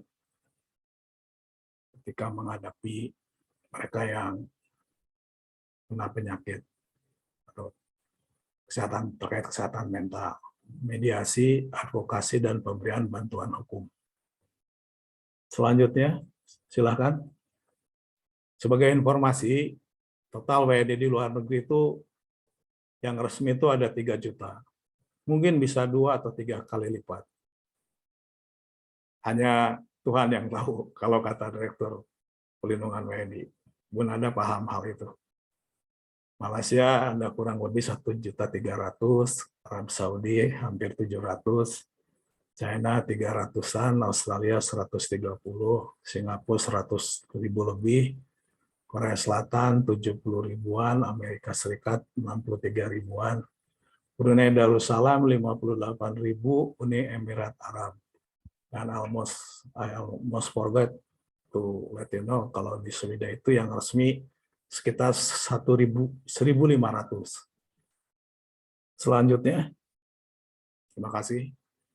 Nah, ini profil kasus yang umumnya sampai sekarang itu adalah positif COVID-19, stranded, telantar, akibat lockdown, ABK, TPPO, atau tindak pidana penyelundupan orang, overstay, haji dan umrah, evakuasi, sandera, hukuman mati, ketenagakerjaan, dan lain sebagainya. Mungkin bisa ditambahkan adalah penderita burnout atau penyakit manja atau terkait dengan gangguan kesehatan mental. Nah, sekarang bagaimana peran dan tanggung jawab perwakilan RI di luar negeri? Kita tadi sudah disinggung juga, memberikan pelayanan kekonsuleran, administrasi induk, pendudukan seperti suar reket itu apa itu, dan kantor pajak di sini, pencatatan nikah, tenaga kerjaan, keimigrasian, dan lain sebagainya. Pelindungan yaitu melalui pendataan WNI, pendampingan hukum tadi sudah disinggung, sheltering atau rumah sementara, konseling tadi juga sudah ada yang dibahas, family engagement, pemberian bantuan sosial, fasilitasi repatriasi, evakuasi, dan lain sebagainya.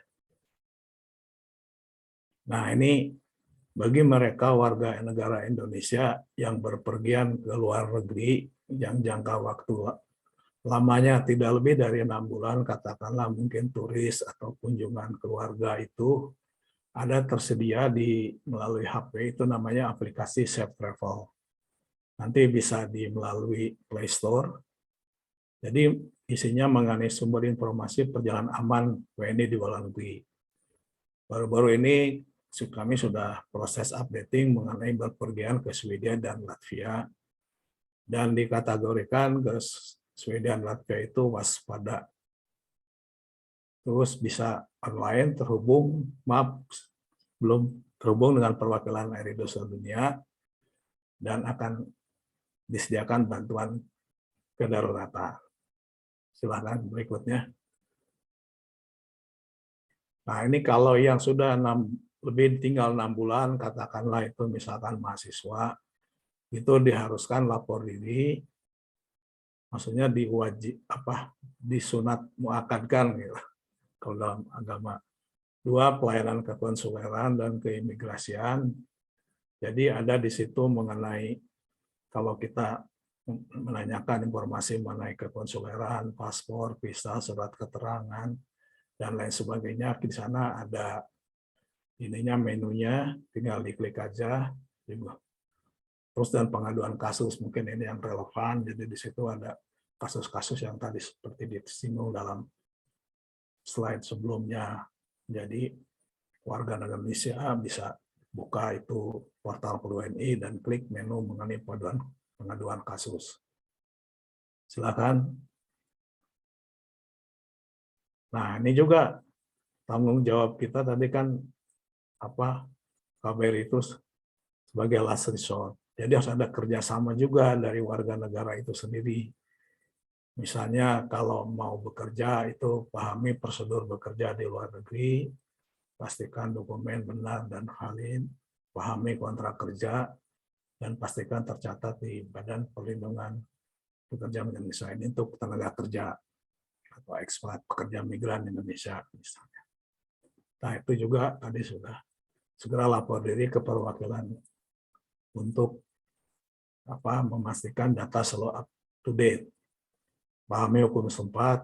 Saya percaya warga negara Indonesia di Swedia umumnya mentaati dan menghormati hukum dan peraturan negara Swedia terkait tadi keimigrasian, ketenagakerjaan, pahami hukum pidana dan perdata setempat, dan tentunya yang last but not least yaitu mengenai protokol kesehatan yang walaupun sudah dinyatakan endemi, tapi kita harus tetap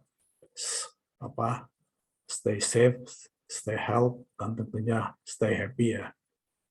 Nah juga secara umum kita ini semua sebetulnya duta juga. Yang resmi itu kan KBRI. Kalau yang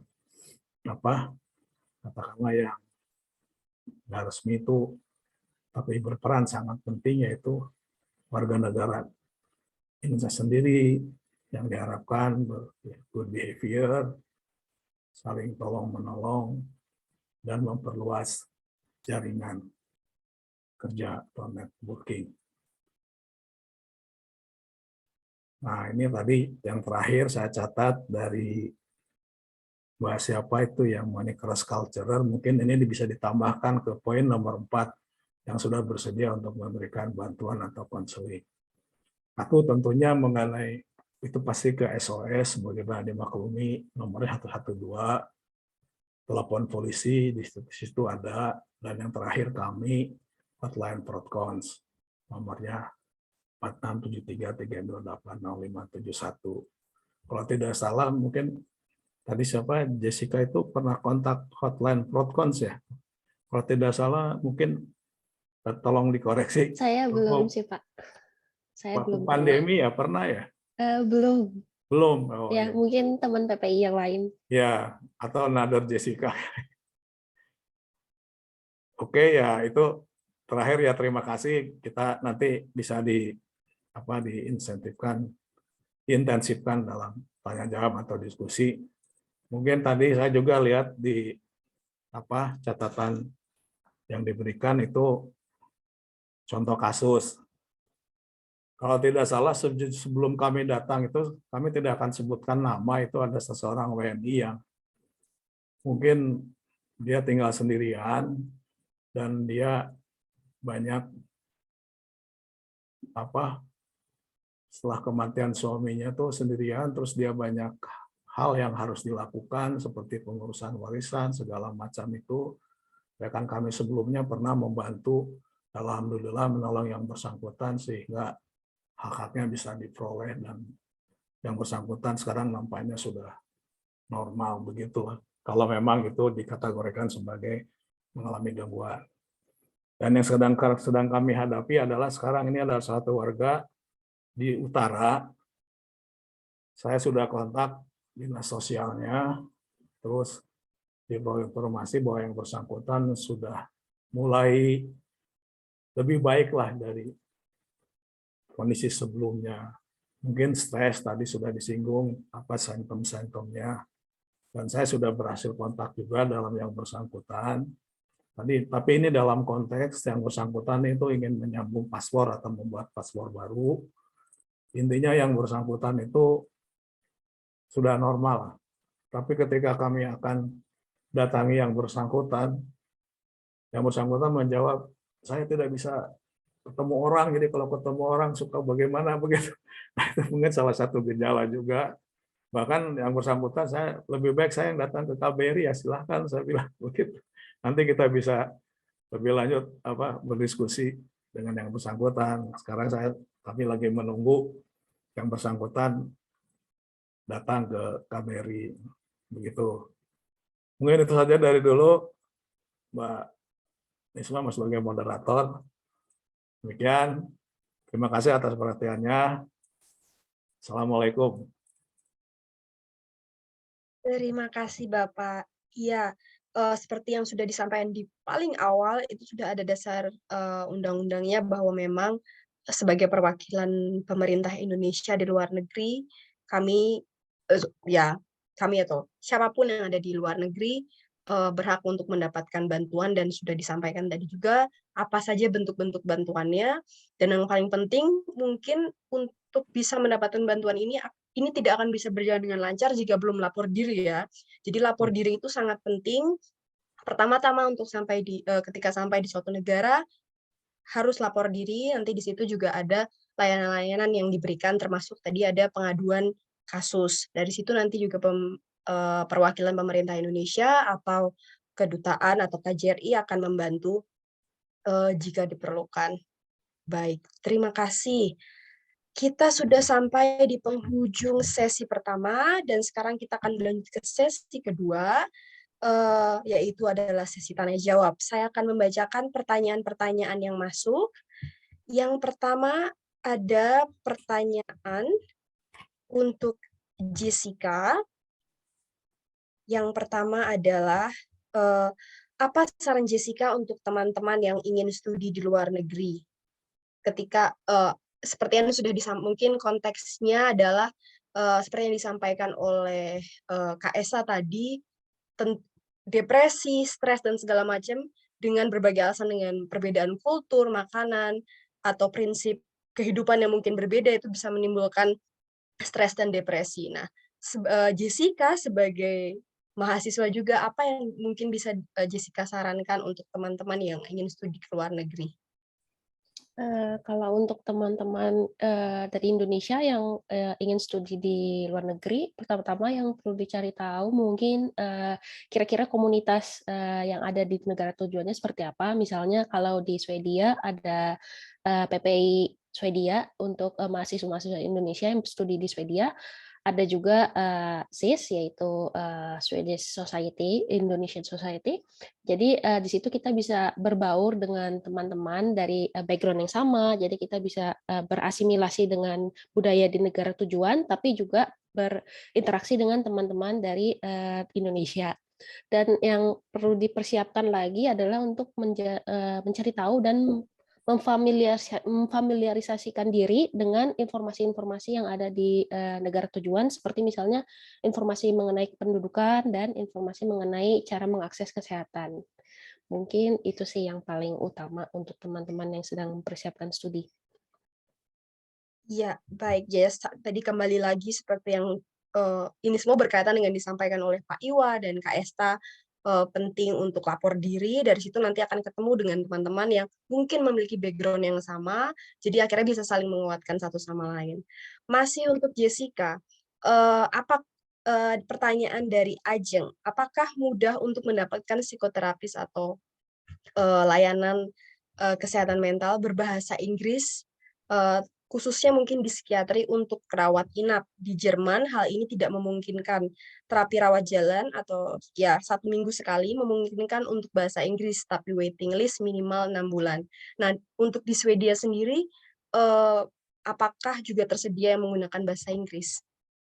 Kebetulan karena di Swedia populasi English speaker-nya lumayan banyak, jadi hampir semua layanan kesehatan di sini disediakan juga dalam bahasa Inggris. Jadi tidak hanya tenaga medisnya yang bisa berbahasa Inggris, tapi juga dalam berkomunikasi seperti booking appointment atau mengakses beberapa layanan kesehatan seperti Halodoc. Kalau di Indonesia ada aplikasi Fart Center yang disediakan dalam bentuk aplikasi, itu juga disediakan dalam bahasa Inggris, jadi cukup aksesibel. Dan terapi yang saya jalankan saat ini juga CBT-nya itu dalam bahasa Inggris, walaupun waktu itu sempat terkendala ada di akses layanan kesehatan yang lain yang hanya menyediakan di bahasa Swedia, tapi di kasus-kasus seperti itu nanti kita akan tetap di-refer ke layanan kesehatan lain yang memberikan fasilitas terapi dalam bahasa Inggris. Jadi cukup aksesibel.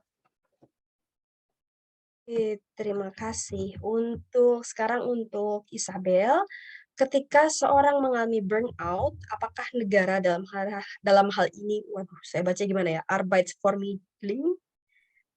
Arbeitsvermittlung saya kira, kayaknya kalau nggak salah bacanya.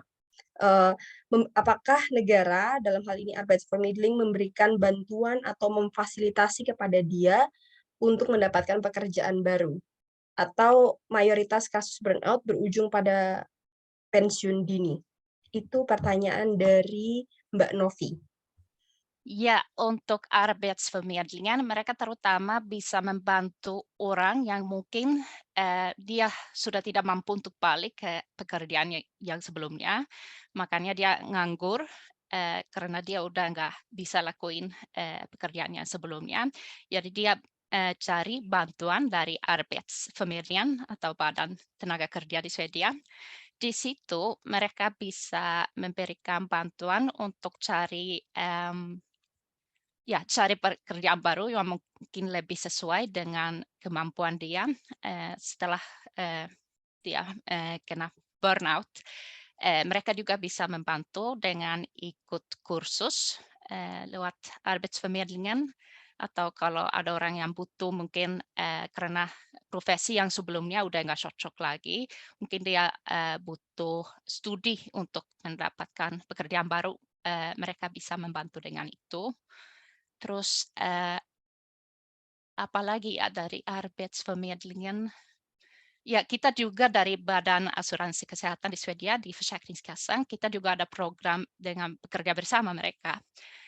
Jadi untuk orang yang sudah lama, mungkin sudah sampai setahun tidak bisa bekerja, sudah dapat tunjangan sakit selama setahun, dan mereka udah mungkin mulai rasa mereka mampu untuk coba kemampuan mereka seperti apa, tapi mungkin mereka rasa ragu karena udah lama tidak bekerja, dan mungkin percaya diri mereka hilang secara total, dan mereka juga mungkin ada kesulitan untuk hal-hal simpel seperti keluar dari rumah atau untuk untuk bergaul sama orang lain.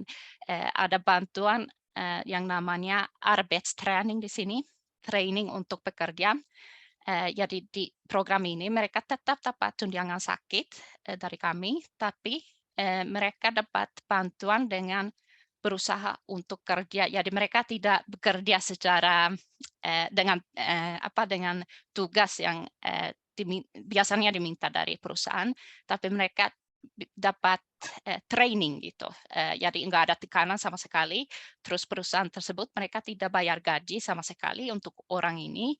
Mereka dapat tunjangan dari Arbeitsvermittlung dan dari Försäkringskassan. Dan ini bisa sampai maksimal setahun. Kurang lebih begitu. Oke, baik. Mungkin tadi Mbak Novi, karena pertanyaannya juga dari Mbak Novi, tadi Mbak Novi mengangkat tangan, mungkin Mbak Novi bisa tuliskan pertanyaan lanjutnya di kolom chat, nanti akan saya bacakan kembali. Masih untuk Isabel, apakah tunjangan asuransi di Swedia menanggung kebutuhan untuk orang dengan skizofrenia apabila itu terjadi pada orang asing seperti orang Indonesia? Ya, untuk tunjangan sakit ada beberapa syarat yang harus ditemui. Yang pertama, dia harus sudah punya pekerjaan di Swedia. Maksudnya kita dari tunjangan sakit kita ganti uangnya yang dia harusnya dapat jika dia bekerja. Jadi dia harus minimal sudah bekerja selama 6 bulan di Swedia sebelum sakit. Karena kalau dia belum dapat pekerjaan, kita belum bisa, tidak ada uang ganti. Maksudnya dia belum bekerja, belum ada penghasilan, jadi tidak ada uang yang kita bisa ganti ke dia. Terus satu syarat lagi, dia harus sudah punya apa namanya, kayak izin tinggal di Swedia. Saya tidak yakin, kayaknya nggak harus permanen. Terus ada syarat apa lagi? Ya tentunya dia juga harus punya surat dokter dengan di mana dia jelaskan diagnosis dia apa, keluhan apa yang dia punya.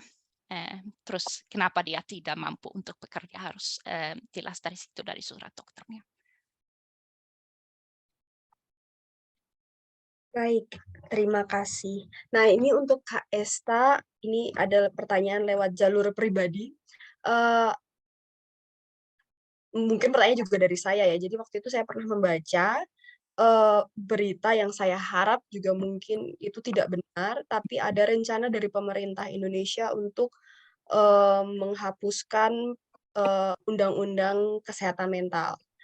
Nah, menurut Kak Esa sendiri bagaimana menurut pendapat Kak Esa, dan apabila ini benar-benar terjadi, tentunya kita juga ada peserta yang tinggal di Indonesia.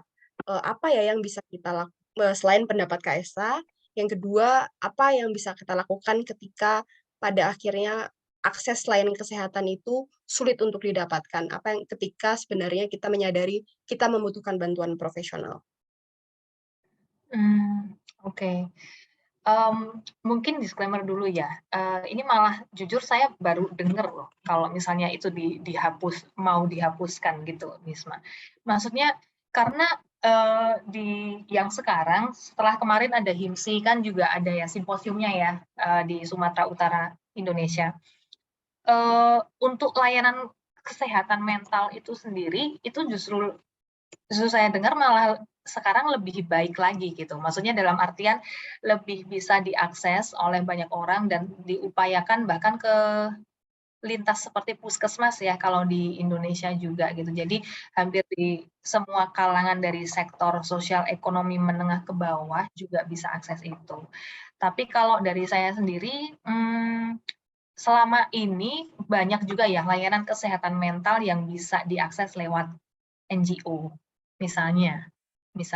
Jadi NGO atau komunitas juga yayasan yang memang sebenarnya kalau dilihat dari accessibility dalam hal biaya itu lebih ringan gitu bagi masyarakat Indonesia ataupun juga bagi masyarakat Indonesia di berbagai kalangan. Tapi kalau kita dalam artian hal ini maksudnya izin mendapatkan layanan kesehatan mental tidak boleh itu yang seperti apa yang Nisma dan teman-teman dengar gitu, seperti misalnya apalagi untuk teman-teman Indonesia di luar negeri. Ya, waktu itu sekilas sih, saya sekilas jadi cukup terkejut ya karena berita hanya ingin saya kurang ingat persisnya. Cuman waktu itu adalah kenapanya pun saya belum baca lebih lanjut gitu. Tapi kan ini akhirnya menjadi concern juga ketika nggak bisa mendapatkan. Tentunya juga untuk level-level ekonomi pun juga berbeda-beda di Indonesia yang terlihat sekali perbedaan jauhnya, dan itu juga menjadi pertimbangan kayaknya nggak perlu deh minta bantuan profesional karena soal biaya itu tadi gitu. Tapi tadi Kak Esa juga sudah menjawab bahwa ada kok NGO dan komunitas yang secara biaya pun jauh lebih ringan. Iya betul. Karena kalau misalnya kita sempat saya dengar ya, kalau konseling untuk orang Indonesia itu lebih baik ada dibilang di luar di negaranya sendiri. Jadi katanya ada poin tersendiri gitu bagi praktek psikolog nantinya kalau menangani secara online, kan sekarang banyak ya, online aja. Ya kalau gitu gimana taunya, dan efektivitasnya jauh berbeda kalau misalnya tatap muka memang. Nah, itu ada poin tersendiri yang sedang dipertimbangkan oleh mereka gitu dari Himpunan Psikologi Indonesianya sendiri. Tapi kalau tentang penghapusan layanan kesehatan mental, kayaknya mungkin saya kurang tahu. Tapi yang jelas sekarang itu kan saya sedang ambil magister profesi untuk klinis dewasa di salah satu universitas swasta di Jakarta. Saya itu angkatan terakhir, teman-teman, yang akan mendapatkan 2 gelar, magister psikologi dan psikolog, nanti license-nya. Nah, setelah itu yang akan menjadi psikolog itu harus lewat kayak sarjana kedokteran. Jadi harus menempuh sejenjang S1 4 tahun plus nanti 1 atau 2 tahun praktek gitu. Kayak koasnya. Nanti jadinya langsung lulus dapat gelar psikolog, tapi psikolog umum. Nah, mungkin itu berkaitan sama policy itu ya, Nisma. Saya kurang tahu. Nah, kalau mungkin berkaitan sama policy itu ya masuk akal juga, karena nantinya si psikolog ini S1 sudah langsung dapat gelar psikolog, itu belum boleh ngasih intervensi atau psikoterapi gitu. Jadi masih asisten saja tapi disebut psikolog. Kalau mau praktek atau memberikan intervensi dan psikoterapi, layanan konseling, itu harus ambil spesialisasi lagi dari klinis anak atau dewasa, kemudian pendidikan atau industri organisasi. Jadi ambil lagi studi lanjutnya. Gitu. Mungkin terkait itu. Ya.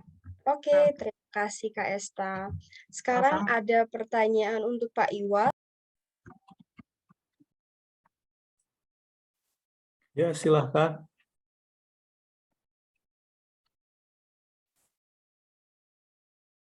Silakan, Mbak. Mute, Nisma. Oh, maaf. Iya, ini ada pertanyaan Bapak, apa yang sebaiknya dilakukan KBRI atau KJRI kalau ada WNI memiliki masalah mental dan mengalami masalah hukum di negara tinggal? Misalnya ada orang mengalami bipolar lalu melakukan tindakan perdata, apa yang bisa dilakukan KBRI atau KJRI? Ya, seperti tadi saya sudah singgung, itu KBRI tentu memverifikasi dulu laporan yang disampaikan melalui portal Peduli WNI. Jadi nama semua data-datanya harus lengkap, terus pengaduannya apa, terus kita analisis juga. Kalau tadi terkait bipolar, itu maksudnya apa? Maaf, bipolar. Mungkin dari saya bisa menjawab, cuman mungkin agak kurang tepat kalau saya menjawab. Mungkin dari Kak Esta, apakah bisa membantu menjelaskan sedikit supaya saya tidak salah menjelaskan? Oke. Bipolar itu lebih ke gangguan mood, Pak Iwa, di mana ada tipe-tipenya, tapi yang jelas gambarannya itu seorang individu, seseorang yang memang gejala moodnya itu berubah drastis. Dari ada fase manik itu di mana mereka cenderung euforia gitu, secara impulsif melakukan sesuatu ketika merasakan emosi-emosi positif seperti bahagia, senang seperti itu. Tapi kemudian ketika fase depresif, nah mereka bisa ada bahkan kecenderungan untuk mengisolasi dan pikiran untuk bunuh diri. Seperti itu. Sorry.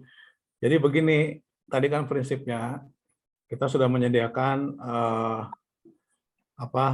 portal Peduli WNI.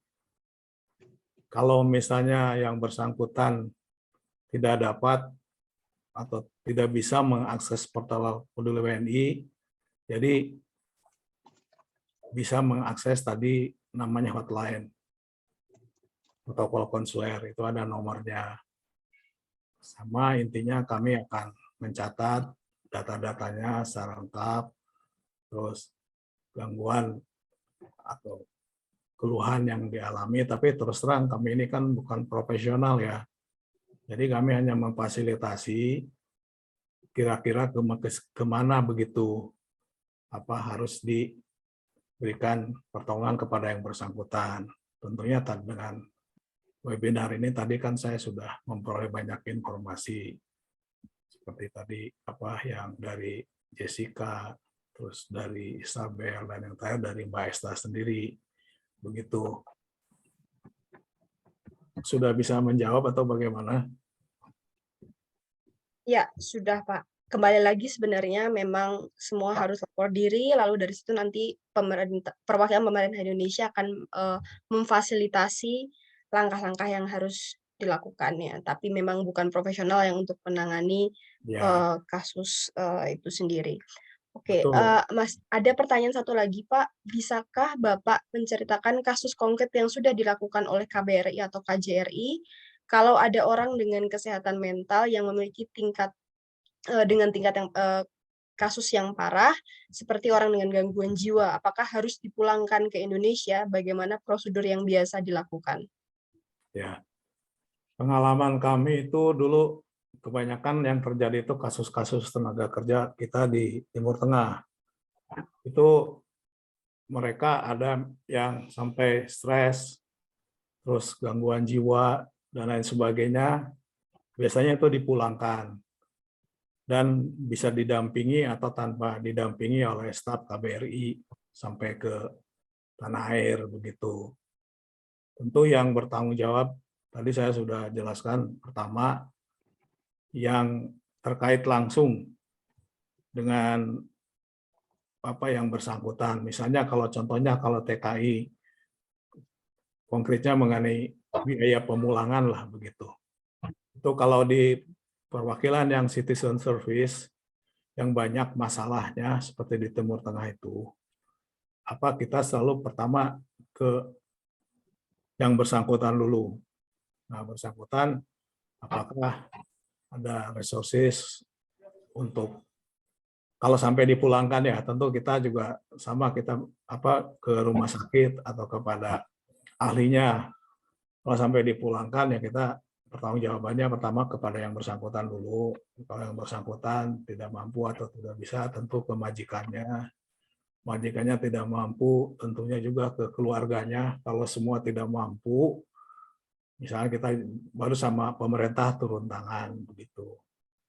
Intinya begitu Mbak. Jadi kalau sampai dipulangkan terus yang bersangkutan ada kendala dengan biayanya seperti contoh kasus di Timur Tengah itu negara baru turun tangan untuk membantu pemulangan tersebut.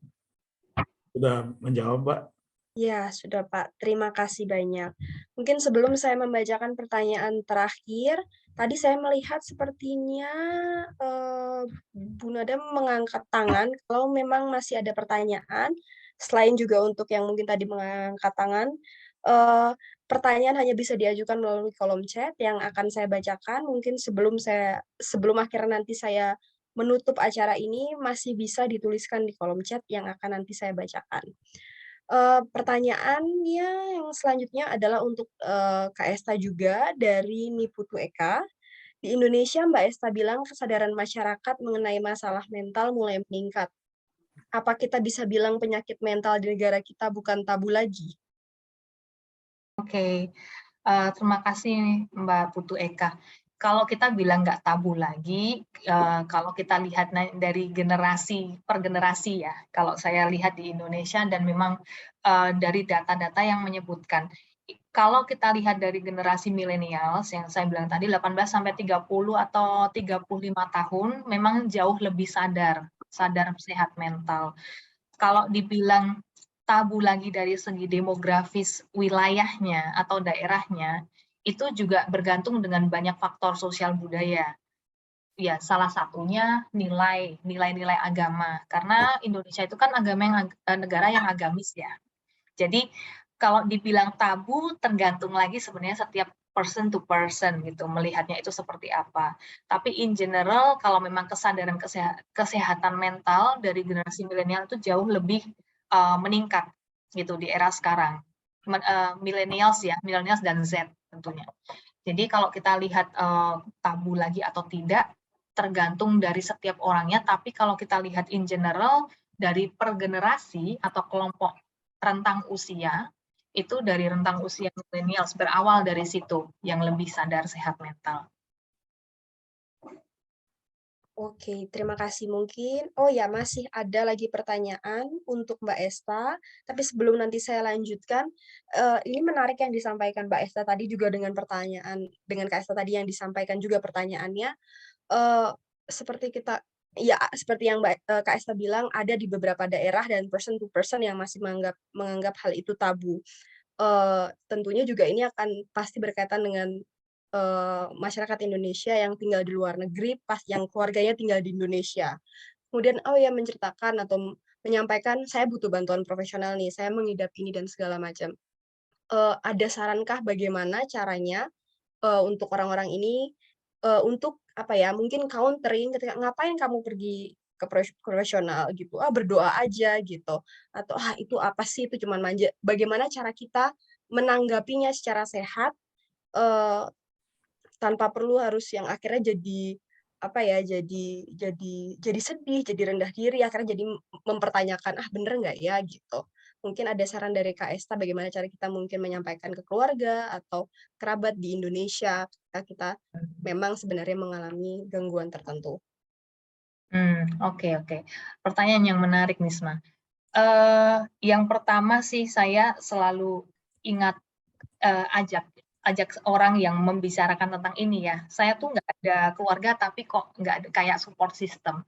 Yang pertama satu perlu disadari adalah kita tidak bisa mengubah perspektif orang lain sekalipun itu keluarga kita sendiri. And that's the hard truth gitu ya. Mungkin gitu kan, jadi sedih gitu. Kan kamu harusnya sumber dukungan saya yang pertama dan utama. Tetapi yang perlu digarisbawahi di sini adalah kita bilangnya cross cultural trauma kan, trauma and family. Seringkali memang ketika seseorang menyadari dia butuh bantuan profesional dan memang mencari dukungan dari keluarga gitu.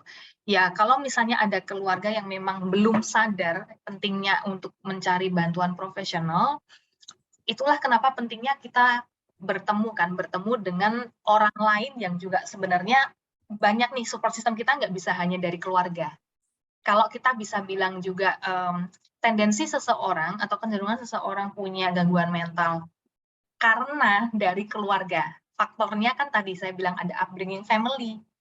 Makanya kalau kita expect something atau berharap sesuatu sesederhana bare minimum ya, bare minimum seseorang untuk diterima, dimaafkan, diakui gitu. Itu aja dari keluarga bisa jadi privilege di era sekarang. Dan I know it's a hard truth, tapi ketika memang kita sudah tahu sebenarnya orang tua atau mungkin sanak saudara keluarga kita yang lain kurang aware, fokuslah ke pertumbuhan diri kita dulu gitu. Ada pasti setidaknya satu orang gitu yang bisa diajak bicara soal isu ini, yang perasaan kalian valid loh untuk didengarkan, persepsi kalian itu valid loh untuk bisa diakui dan diterima. Ada satu orang yang bisa diajak gitu untuk bisa menemani prosesnya secara emosional, mungkin nggak secara fisik ya gitu, harus temani saya ke bantuan profesional, mungkin enggak, tapi secara emosional. This one person is enough gitu. Dari situ dulu, karena ketika sebenarnya seseorang berharap sekali nih, saya tuh mengalami ini gitu kan, dan saya berharap orang lain itu menerima saya gitu, menerima dan mendukung saya. Itu kan sebenarnya kaitannya, itu malah nanti deep lagi tuh bahasnya, itu secara emosional kenapa masih mencari sesuatu yang tidak bisa didapatkan di situ. That's what we call the cross-cultural trauma and family. Jadi ketika memang sesuatu tidak bisa kita dapatkan secara sumber emosional, terutama di situ emotional support, ya, then that's okay gitu. Kita bisa cari hal lain atau pihak lain yang sekiranya mendukung pertumbuhan dan perkembangan emosional kita. Terima kasih jawabannya, Kak Esta. Ini pertanyaan terakhir juga dari Bu Nada. Tadi Mbak Esta mengatakan tentang pelayanan konseling untuk kesehatan mental yang dilakukan NGOs dengan biaya terjangkau untuk masyarakat Indonesia. Apakah ada linknya atau mungkin kontak informasi yang bisa dihubungi? Oke, kalau ini mungkin bisa coba ke Yayasan Pulih, teman-teman. Yayasan Pulih yang jelas ada di Jakarta, tapi kalau untuk yang untuk yayasan atau NGO dan komunitas lainnya, saya kurang tahu ya, gitu. Maksudnya banyak sekali sebenarnya, atau mungkin ada biasanya keringanan biaya seperti itu. Jadi Maksudnya kalau dibilang biaya terjangkau banyak sih sebenarnya, tapi kalau misalnya mau yang sama sekali tidak ada biaya, itu bisa coba ke yayasan pulih. Tapi memang kasus-kasusnya biasanya untuk psikolog atau konselor yang memberikan free gitu ya, istilahnya free counseling service itu dilihat dari kasusnya juga, urgensi kasus dari klien tersebut. Gitu. Baik, terima kasih untuk sesi tanya jawabnya. Sekarang sampailah kita pada penghujung acara. Dari diskusi online ini, hari ini kita dapat menyimpulkan bahwa janganlah terlalu keras dengan diri sendiri. Jangan ragu meminta bantuan baik fisik, moral, dan dukungan emosional.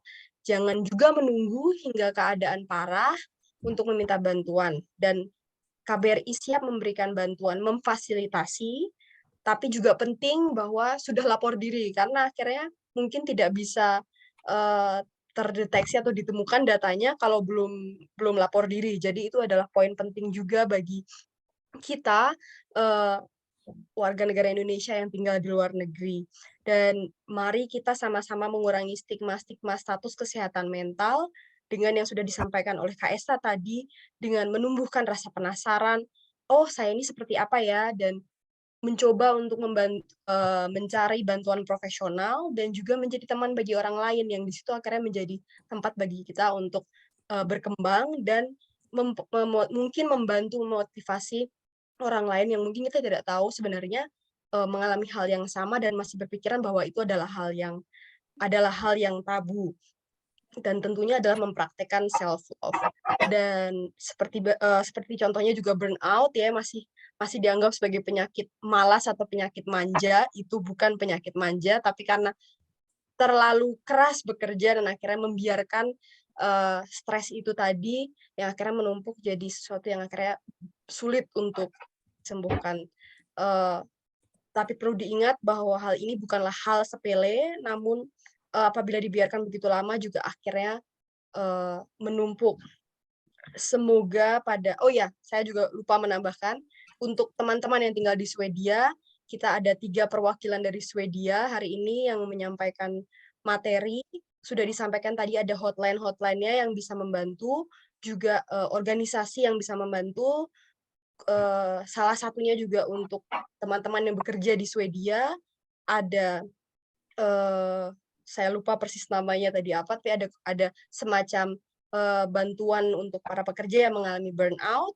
Di situ ada program yang bisa membantu teman-teman yang bekerja di Swedia. Semoga pada peringatan Hari Kesehatan Mental Sedunia tahun ini semakin banyak orang yang sadar betapa pentingnya kesehatan mental dan semakin banyak WNI di mancanegara yang berani meminta pertolongan profesional serta tidak lagi malu untuk menghadapinya. Akhir kata, atas nama Ruanita dan Swedish Indonesian Society, saya menghaturkan beribu terima kasih kepada Bapak Kama Pradipta Ismono dan perwakilannya, dan juga Bapak Iwa Mulyana dari KBRI Swedia atas dukungan, kehadiran dan materinya, serta Jessica, Isabel Nielsen, dan Kak Estrelita Gracia atas cerita pengalamannya dan pemaparan materinya. Tak lupa juga terima kasih banyak kepada para peserta yang berkenan hadir dalam diskusi online hari ini. Semoga ada banyak yang bisa kita petik bersama dan kita bawa pulang untuk kesadaran akan kesehatan mental yang lebih baik. Bagi Bapak Ibu atau Mas Mbak yang ingin mengikuti konten, acara, dan layanan konseling gratis wanita, atau bahkan juga berbagi cerita melalui rubrik cerita sahabat, bisa mengikuti dan menghubungi Ruanita di akun sosial media kami. Begitu juga yang tinggal di Swedia dan ingin bergabung dengan SIS, bisa juga mengikuti dan menghubungi SIS melalui sosial media.